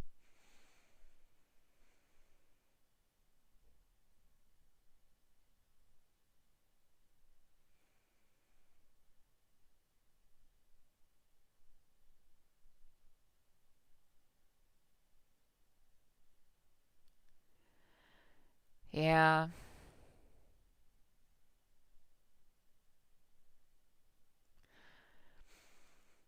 There's only so much like that I will even claim to be able to understand, but like, like I said, like I'm in Nebraska. I happen to live in the only liberal hub that exists here, and that's being very generous. Um, I it took a long time before I was able to connect with anybody that was on the same side of things at all with me. And it was funny because I didn't find anybody, like, I didn't know the parts of my family that were in that same camp until after I like dropped the expectation of finding anybody with like at all left-leaning politics here. But it was pretty funny to me though, because when I started watching TDR, that was the first show that I really started watching. Um, and I just really, really enjoy it. And I was like at a family function or whatever, and I mentioned the show, and like two of my brothers knew exactly what I was talking about. And I was like, holy shit, like, why have we never talked about this before? Why are we all sitting here going and not talking about it? So, what I'll tell you, I'm like, Nobunaga? I don't know. uh, the best way that I have found to like get random people who are on the same side of the spectrum of political values as me is uh the first inkling that I had about it was when I got like I was a huge Bernie person back in 2016. I mean, I'd been following him for years prior to that because I like the only thing I had been exposed to prior to that was like I was a huge Tom Hartman fan. Um, but it was completely beyond progressive for like in comparison to anything around here. And so that's how I knew who Bernie was. When he ran for president, I was super hyped, so I got t-shirts, right? And I'm glad I pronounced it right. um but what happened with the Bernie stuff though is I would wear the Bernie shirts out in public, and it was like that's when I started finding my people more, because it was like an open door, an invitation for people to say hi and for people to see in me the same thing that they thought didn't exist, which was another like democratic socialist in Omaha, Nebraska. So like, it started to proliferate out from there. So I'm not saying that that will work necessarily where you're at, but you might be surprised who's walking around mimicking what's like socially acceptable while holding similar political beliefs. And so I guess I would just be like, since they're all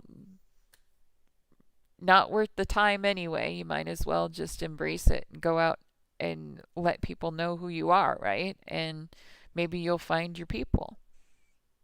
Or you just move. I don't know. I hate it when people say that, when you're like, I can't find what I need where I live. And people are like, well, why don't you just move? And you're like, if I had the money and the capacity to uproot my entire life and go to a different place that promised me the ability to be accepted and have friends and to know that I could speak freely about my political beliefs and things like that, I definitely would have already done it. Anyway.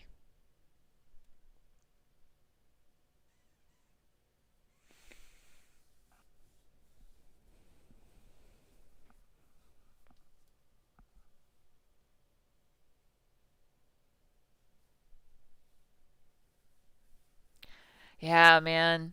I have a friend down in Austin. Uh she's like the only left-leaning person I know down in Texas right now.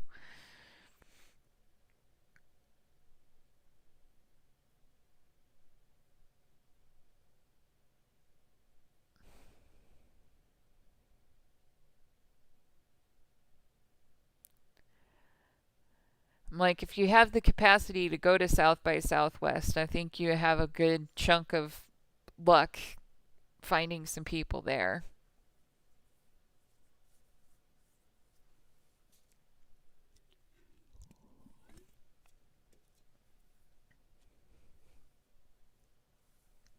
Oh,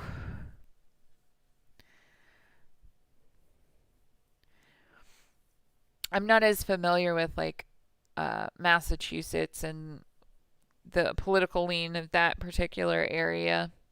Never been up in that area.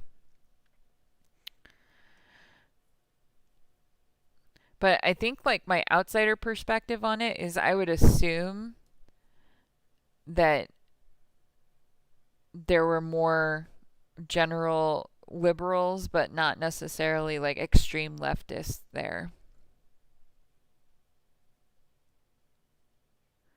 Well, that's nice. I hope you'll eventually tell me what your actual name is. Because I'm assuming that Nobunaga is not your name, since you said it was, a warrior from the 1600s and not your name.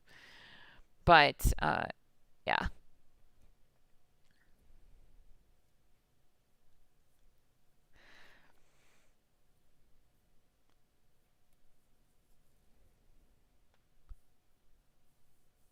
I'd like to think that maybe I have maybe a couple new fans or whatever, people who will follow the channel and maybe tell people it's worth like hanging out and getting some perspective advice or, whatever and help me with the ideation of, that future I'm grabbing for.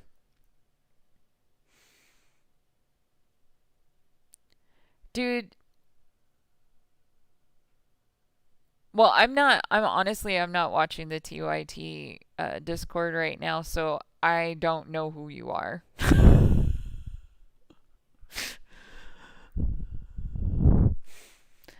Like, I guess I'll go and see what's going on over there.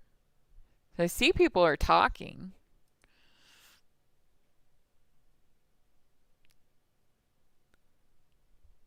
I see they're talking about Mighty Ducks, so that's nice.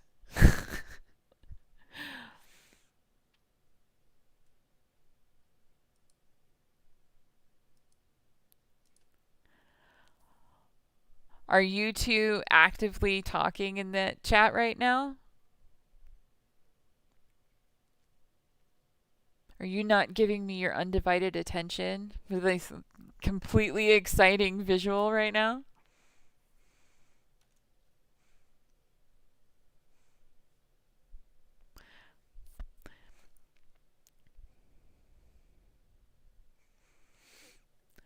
I think the funniest thing about this is like, it's a relatively new endeavor. I'm obviously low budget. I don't really have any idea what I'm doing other than trying to have the conversation and trying to like the other day, like Marco's been really challenging me on it, but he's been also very supportive. So I just think it's funny. But it was brought up that, people are utilizing YouTube. No, I'm still here.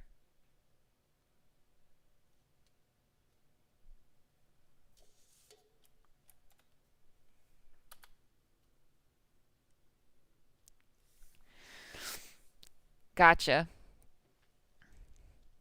Um, shoot, what was I saying?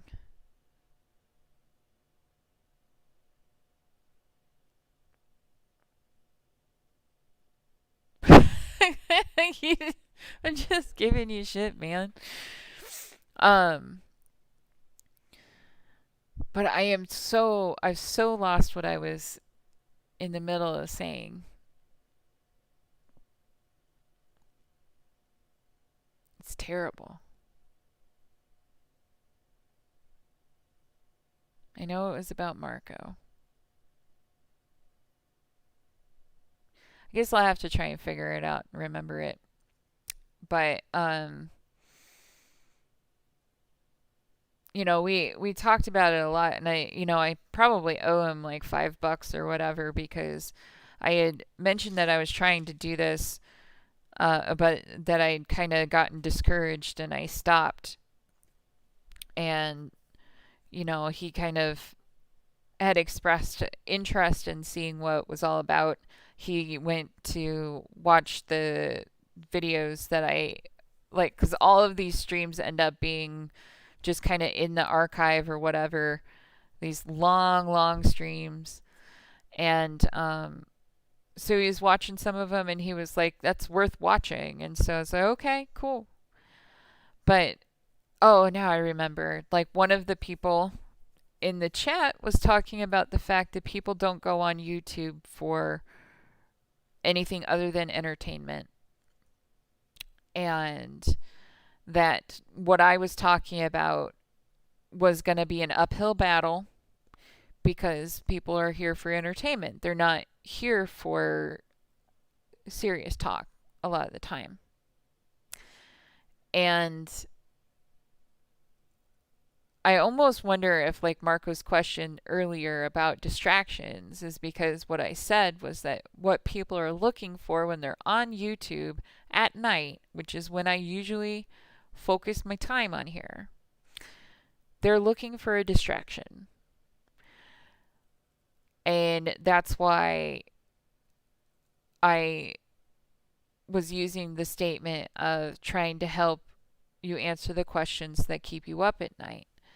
Because I think a lot of people end up in the YouTube sinkhole because they can't sleep. Something's on their mind. They don't want to think about it. They don't want to work on it. They don't want to deal with it. So they're trying to distract.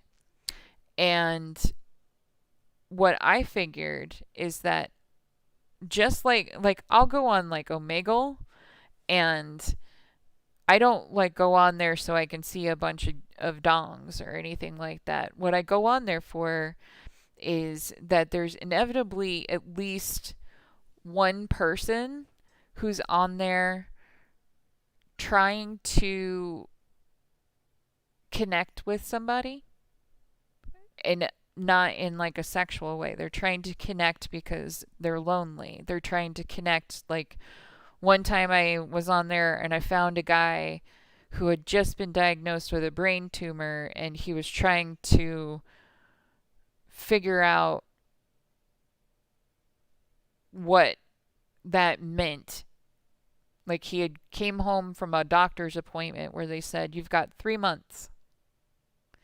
And he was saying that he just wanted to go and die, and he didn't want to tell his family because he didn't want them to be sad. And I had the opportunity to talk to him for a while, and ultimately I was like, if you have the blessing of knowing when your end might come, it does your family a better service to let them know so that they have the opportunity to say the things that they need to say to you. It would be far sadder for them to find you in the woods, which is what he was talking about doing. And so I'm kind of like, I get that people like the flashy stuff. They like the, things that look slick and all of that stuff. But I'm not trying to be anything other than genuine, and I'm not trying to be the distraction, right? Like, I'm trying to be part of the mechanism of solution, I guess. And I don't have enough, research or background skill or whatever to suddenly be a real political pundit or do something really extensive in that way. Nobody's going to try and come on my show and be in this interview or anything like that. I'm not there. It's not what I'm looking for. But like what I do hope will eventually be able to happen is, like, I would like to see enough people be involved in like the Discord, because right now there's nobody, but like eventually, hopefully, there will be. Um, I'd like to see some people in the Discord. I'd like to, like, we're talking about putting up like a subreddit to try and catch questions. Um, like ultimately my goal is to be able to do like a voice interaction with people who would like to do a voice interaction. So it's not just me sitting here talking, like you be able to like hear the other person, participate in the conversation, and witness to each other. Almost like in a group therapy way, but not really.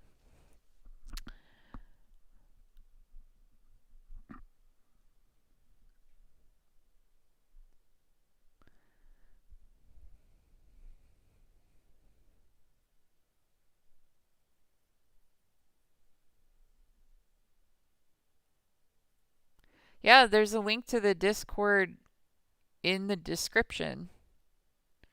I know it's a long description, but there's like 5 or 6 links to all of the things in the description. The top one is the join link for the Discord. Um, and then I believe I got like the one Twitter handle that I created for it, but I'm not using it for anything just yet. The Facebook page, and for the rare person who decides they want to like tip me. I don't know how else to put it. Like I'm literally not shilling for anything, right? Like nobody's paying me, but one of the first people that I really sat down and talked to on here felt like he wanted to. So that was pretty cool, but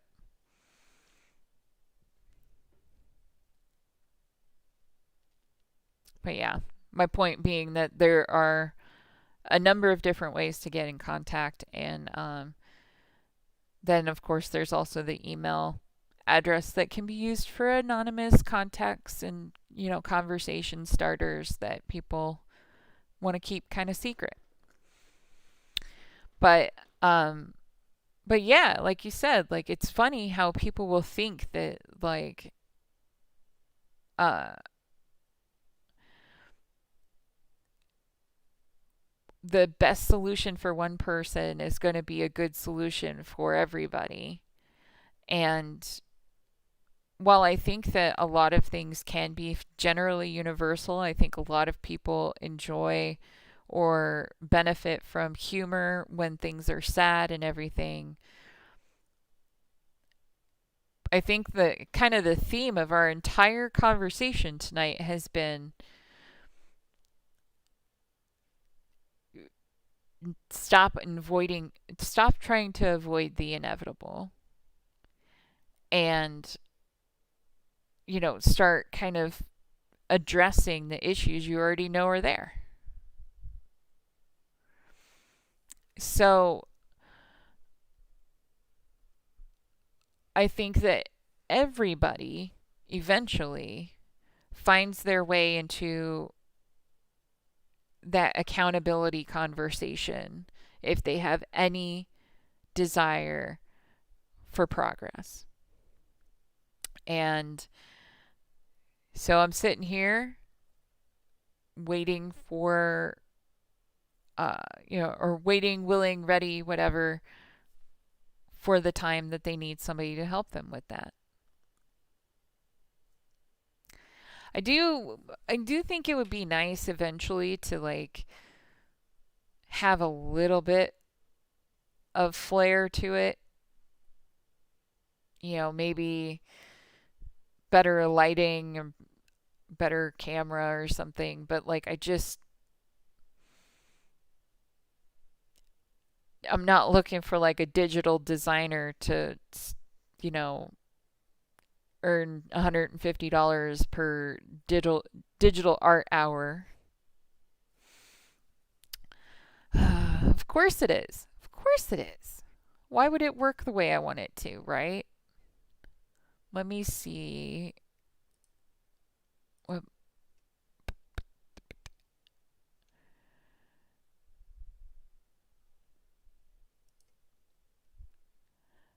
I'm like, I thought I did it right, but maybe I didn't. I'm like, what's your Discord name? I'm like, at me. I'll like we can just do the thing. I was like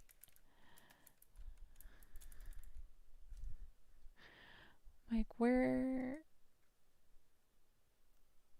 I'm just what am I doing? Now I'm thinking out loud again. Do do do. I'm like, you can add me on Discord and I can invite you in and we can figure it out. But I'm like, I swear.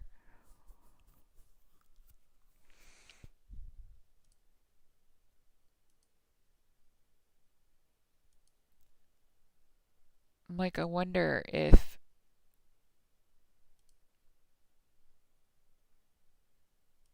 I drop the like try this out. I'm gonna drop it in chat.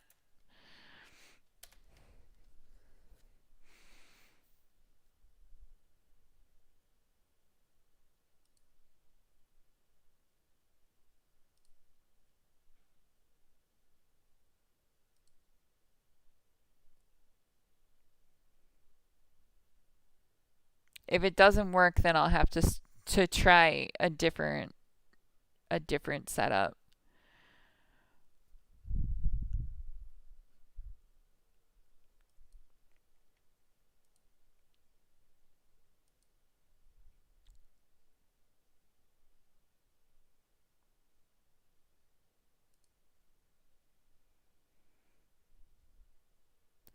Oh, now I know who you are.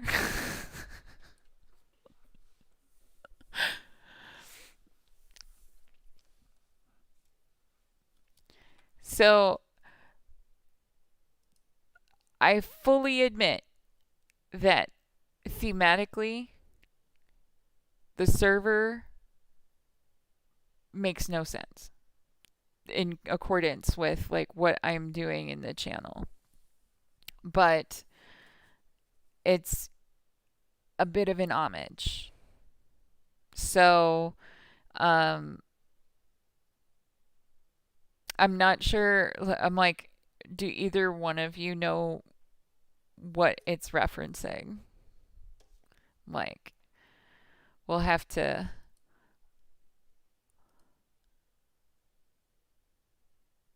do this. Okie dokie. Let's see here.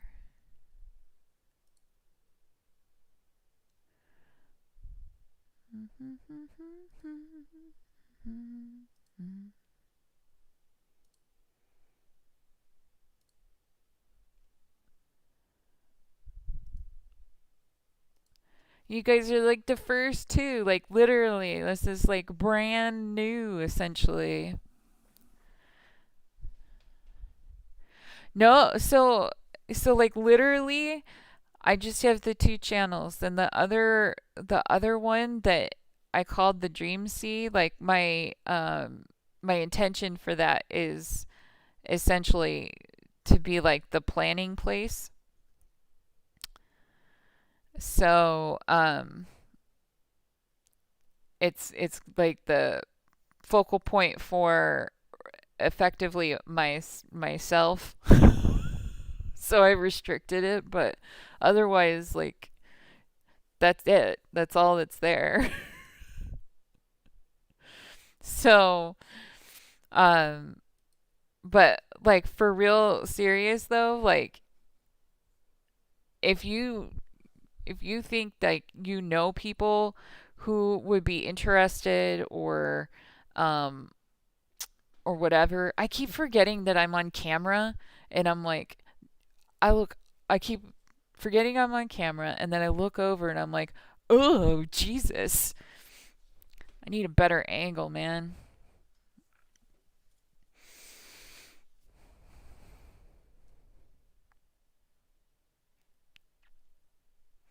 But anyway, what I was saying is it's kind of open forum in regards to like people who would be interested in connecting as well. Um, the links that I'm putting into like the stream descriptions are like expiring links. So like it's not even about like just kind of FYI, it's not like open season for just about anybody. It's essentially like it's intended so that like they expire so um I don't get like random people 5 years from now or something. But I am all about like organic community growth. So would certainly appreciate it if you felt like it was worth it.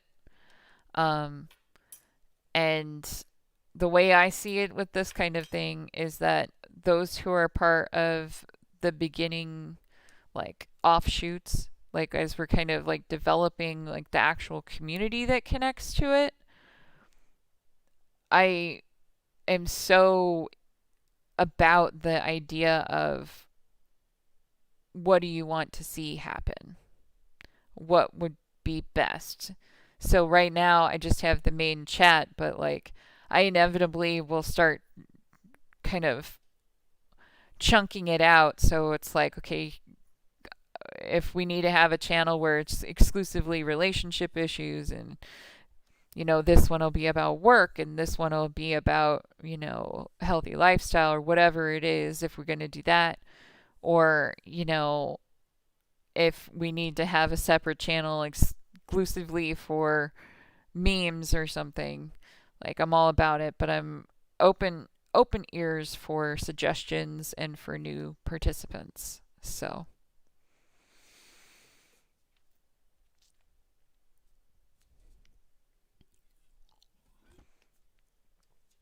and I really hope that, every once in a while we'll be able to play like dorky interactive games or something. Because originally it was, I was gonna, like the website that I have up is just a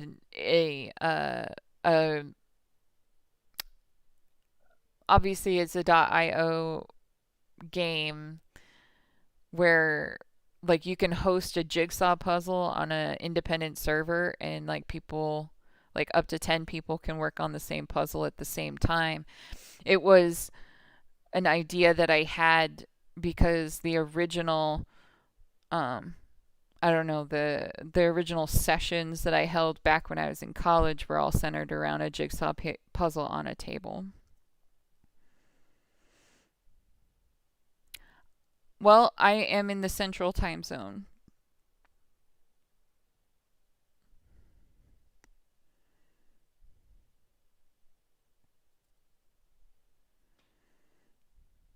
That's cool. That's that's certainly one of the things that I'm open to is if like I generally am sticking to around 9 o'clock ish for this, but I've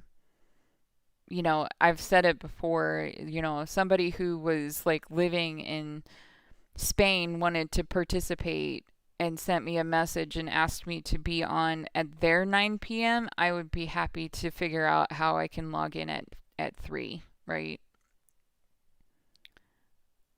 I have never played Among Us. I don't even have it. So, um you're one step ahead of me.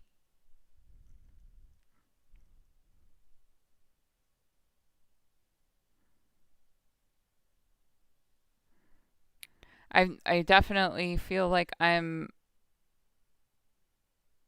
late in the game on that one. Like I think I would probably really like it, but I haven't played it yet. I mean, for a long time there, like I didn't have gainful employment. Like I was delivering groceries to barely scrape by.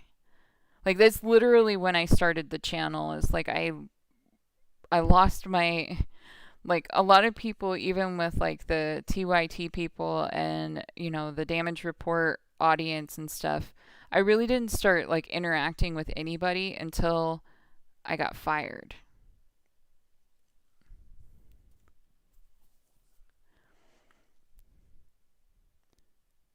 I'm like, let me see.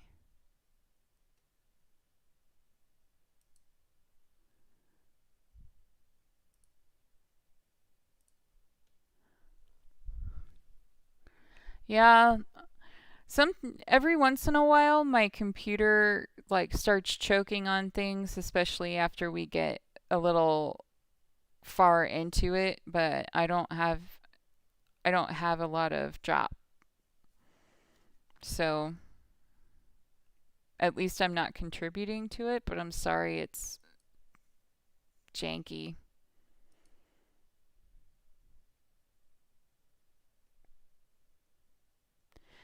Well, you see, the nice thing about games is that you can play them anytime. So, like, we can just be, like, if we end up playing Among Us, we could just be the people who started playing it a lot later than everybody else, right?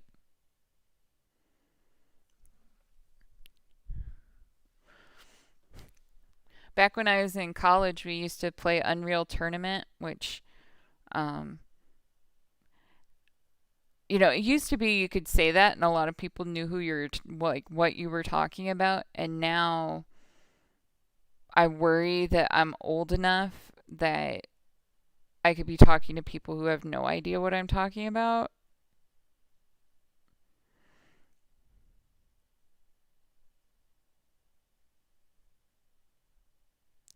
So yeah,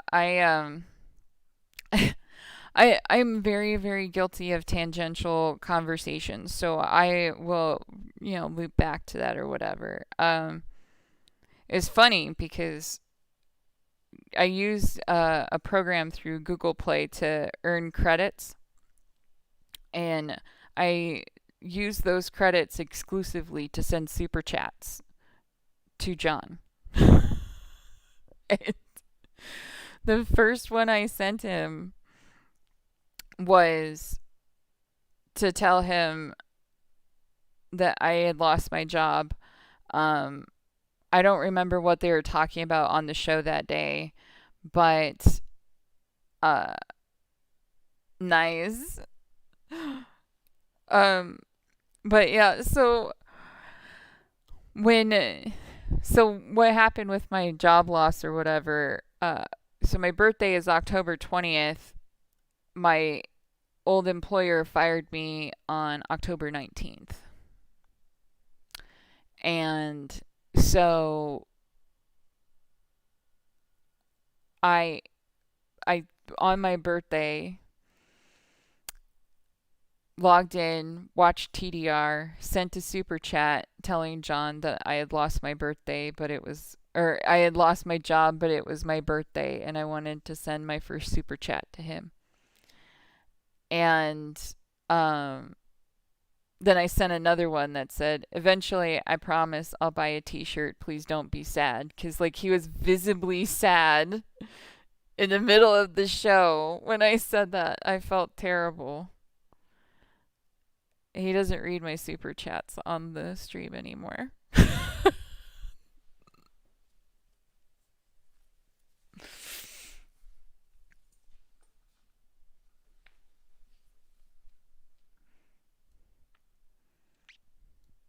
Maybe one day, right?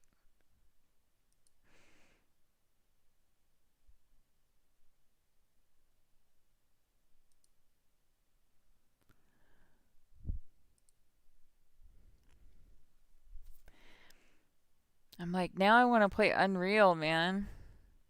It used to be how I'd like get rid of stress. Is like I would bring it up and I would put like it in easy mode and make it so I had to play a game where the goal was 100 headshots, and I would just go around and just poo, poo, poo, poo, poo, poo, poo.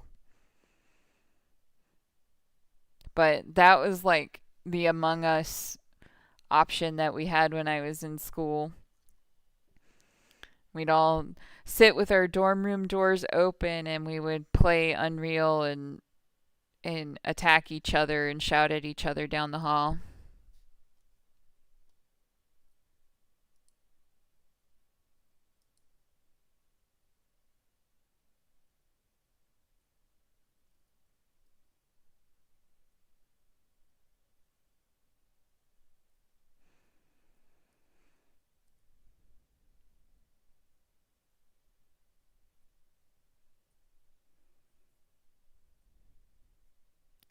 Yeah, so I'm sitting here trying to like decipher what you said.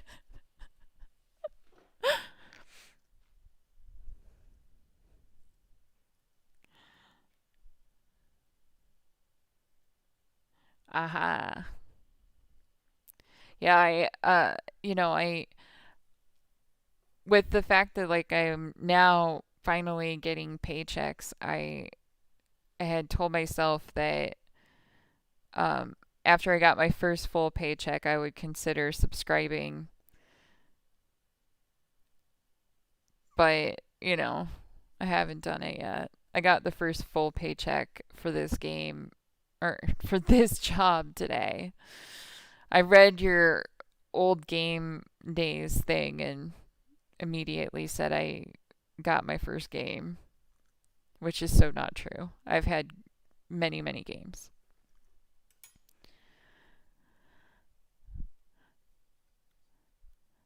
I definitely do miss a number of like the old game options that we had. Like I realize that the genre of games is that I personally really like is not often enjoyed nearly on the same level by other people. But like the old school days, like we for example, my dad used to have this epic kind of it was a Tetris game that had a variety of different types of Tetris, one of which was called Welltris, where you're like playing Tetris into a well. And I played it for hours. And I guess like I just kind of miss that like genuine, almost innocent ability to just enjoy a puzzle for puzzle's sake. And then when you're done, you're done. And there's no pay for an iteration next month. And there's no, somebody can jump into your game and ruin it for your entire night or whatever it is.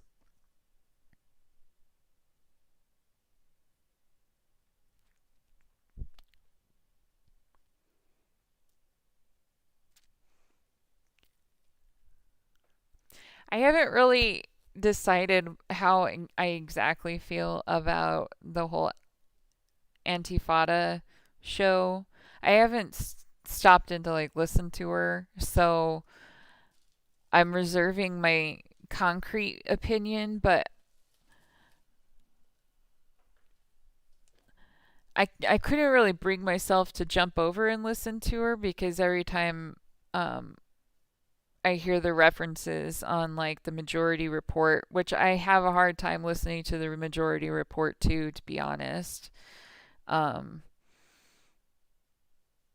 like it's so self-promoting sometimes that I'm like, I know that's how you do the thing, but like I, like I was saying earlier, where I just feel so much better about kind of like an organic growth. Like I would rather not rely on just advertising. Like I want to believe that the things that are worth having are worth talking about, and if that means that like my patronage or whatever ends up being real low, but what I end up being able to do with people is more profoundly of high quality, I am totally okay with that. I know it doesn't get me to monetization with anybody, but what what good is that if you're just putting out shit? So,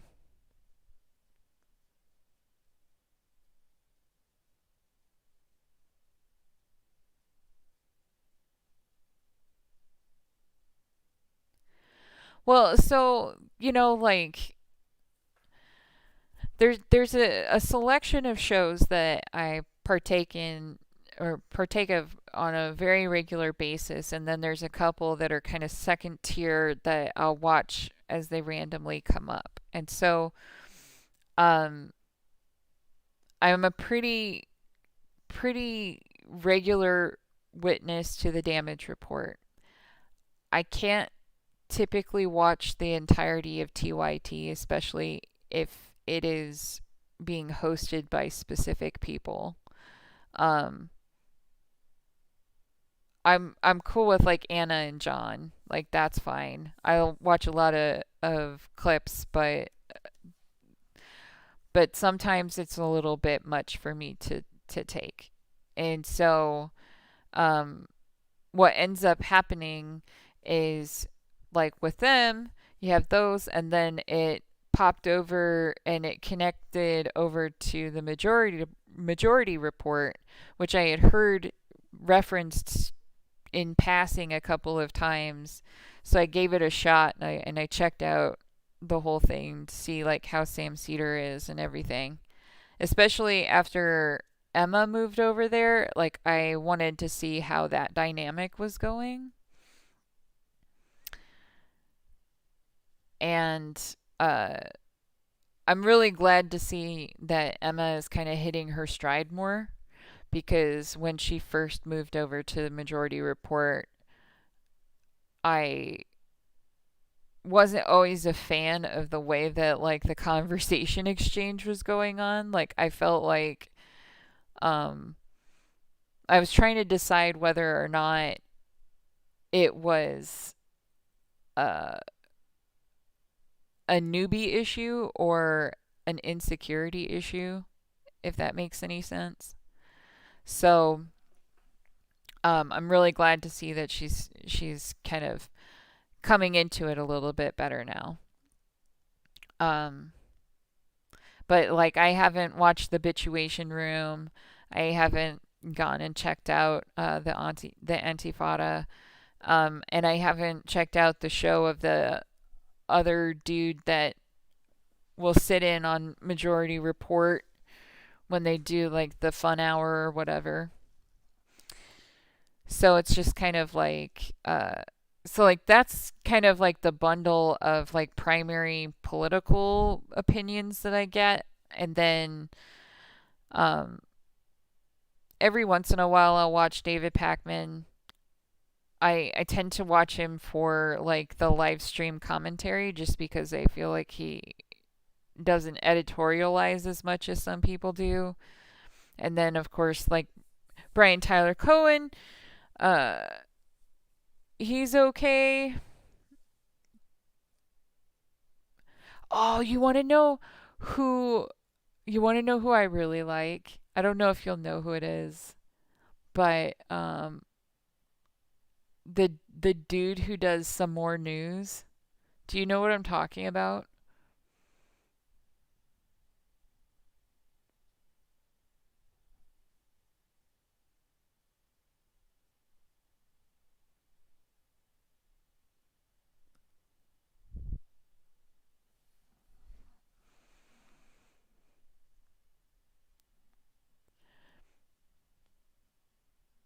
I'm like, I can't tell if your last.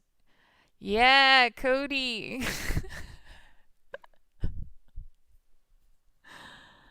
That dude cracks me the fuck up. I mean, I realize that uh it's like a different style of things, but like his like the way that he's presenting things, it's literally the way that I talk about stuff in my personal life. So it's just like one of those things where it was like this dude is like my old best friend, and I love it. So I didn't know anybody else. Like there's like I'm literally like sequestered from so many different exposures here. So the only people I know who might possibly know who that is are already associated with basically the entire list of shows that I just stated. Um, I do remember getting really excited when I ran into the first person within the TYT network that outright knew who Tom Hartman was, because I know that he gets into the circle some, but I hadn't heard him referenced by like anybody on TDR, and like the only person out of all of those that I'd seen him like interview with really was Pac-Man. So yeah. But then so like that's like all the political side of things, and then I'll end up like getting my smattering of like centrist and right leaning stuff from more mainstream media outlets, because I need it in nugget form, like I need it to be the opinions in 20 minutes or less, because I can't give them hours of my day. Um but then like the other chunk of things that I do on YouTube, if it's not serial killer documentaries, falls into like the Matt Dillahunty, Jimmy Snow, um oh fuck, what's his name? Like a lot of like people who do like atheist commentary, and every once in a while I step into like the flat earth debates. Not that I'm a flat earther, but like watching people take down flat earthers. So it's funny because I think that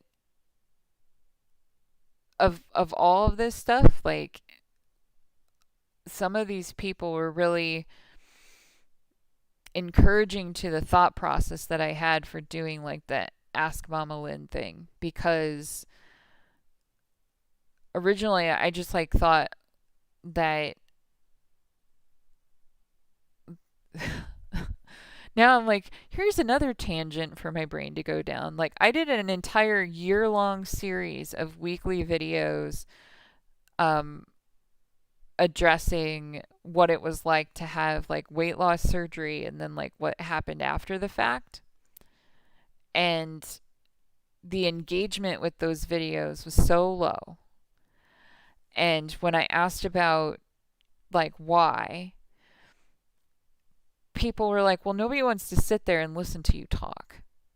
Like it might be interesting to listen to you talk, but when they see that the video is 20 minutes long and there's pictures and there's no music and there's no flashing words or anything like that, like there's nothing drawing them in, so they're not going to click on it, especially when you're searching for that material and the next person is doing a video that says the 10 things you can't eat after doing this or whatever. Like I was literally saying things, talking about like my experience, and that's it.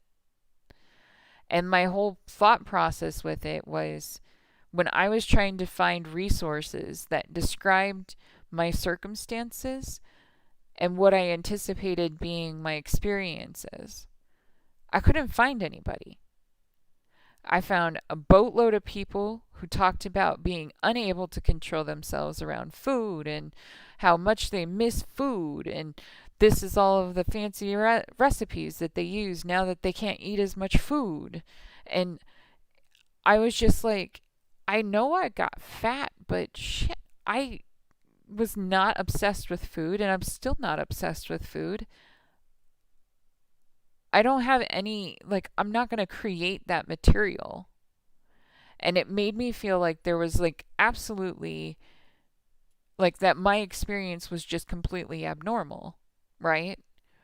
In that same way that I was talking about earlier, where it's like when you don't see anybody even remotely relating to what you've been trying to navigate, you can mistakenly convince yourself that you are by yourself. And that sucks. So that was the first time I was like, well, I am going to tell my story and I am going to share it. And hopefully, somebody who needs to hear it will find it. Hopefully, it'll be where it needs to be when it needs to be there. And that's kind of how I see this too. I'm like, I may not be flashy, may not be the prettiest, may not be the funniest, may not be the slickest, whatever, but I'm certainly genuine in my desire to help declutter brains in a non zombie kind of way. And it's now past midnight. So I'm thinking maybe it's a good time for us to wind down unless there's something else you would like to touch on tonight. Because otherwise we can like reconvene in a couple of days and we can see how much progress you've made in the last couple of days.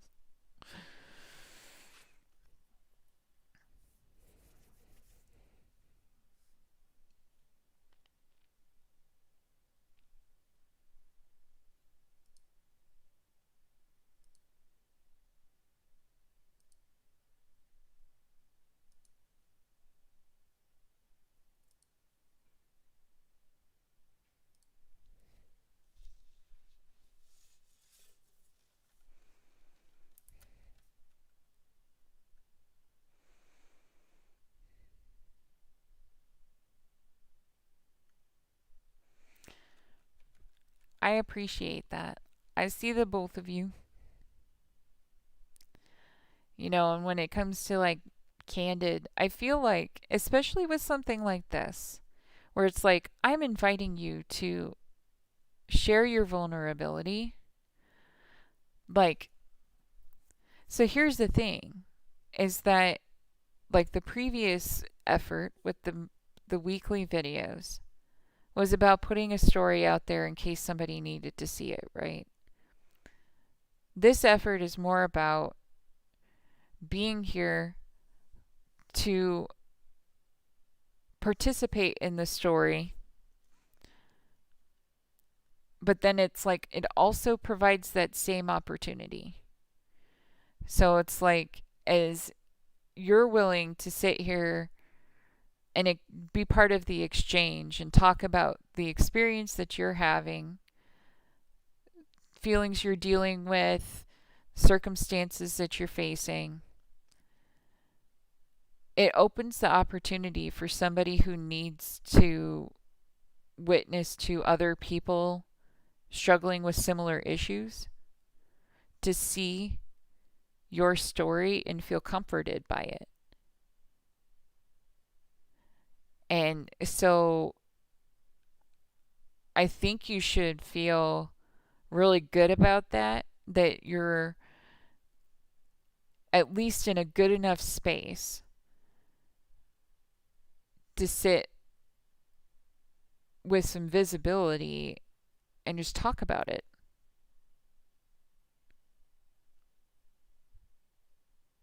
So maybe that's a good note to end on, because it's like, I think that's pretty awesome. I think you did great tonight, Brian.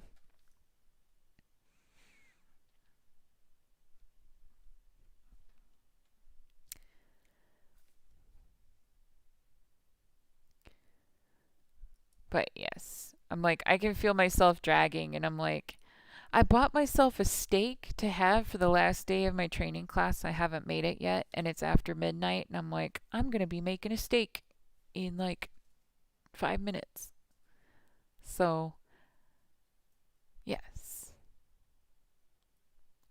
absolutely. And usually I try to have some kind of thematic thing. So, I hope as things move forward and I hold further sessions that you'll stop in, join in, participate, whatever, if the subject matter suits you, and I hope you'll like, share, do the whole whatever, um, invite people you think could really really do well with it, and yeah, thank you for being part of it. It's been fantastic. I'll talk to you later. All right? Until next time, I'll until next time, take care of yourself and do something nice for the world, because that's how we perpetuate the things that are going to make it better. So, until then, peace.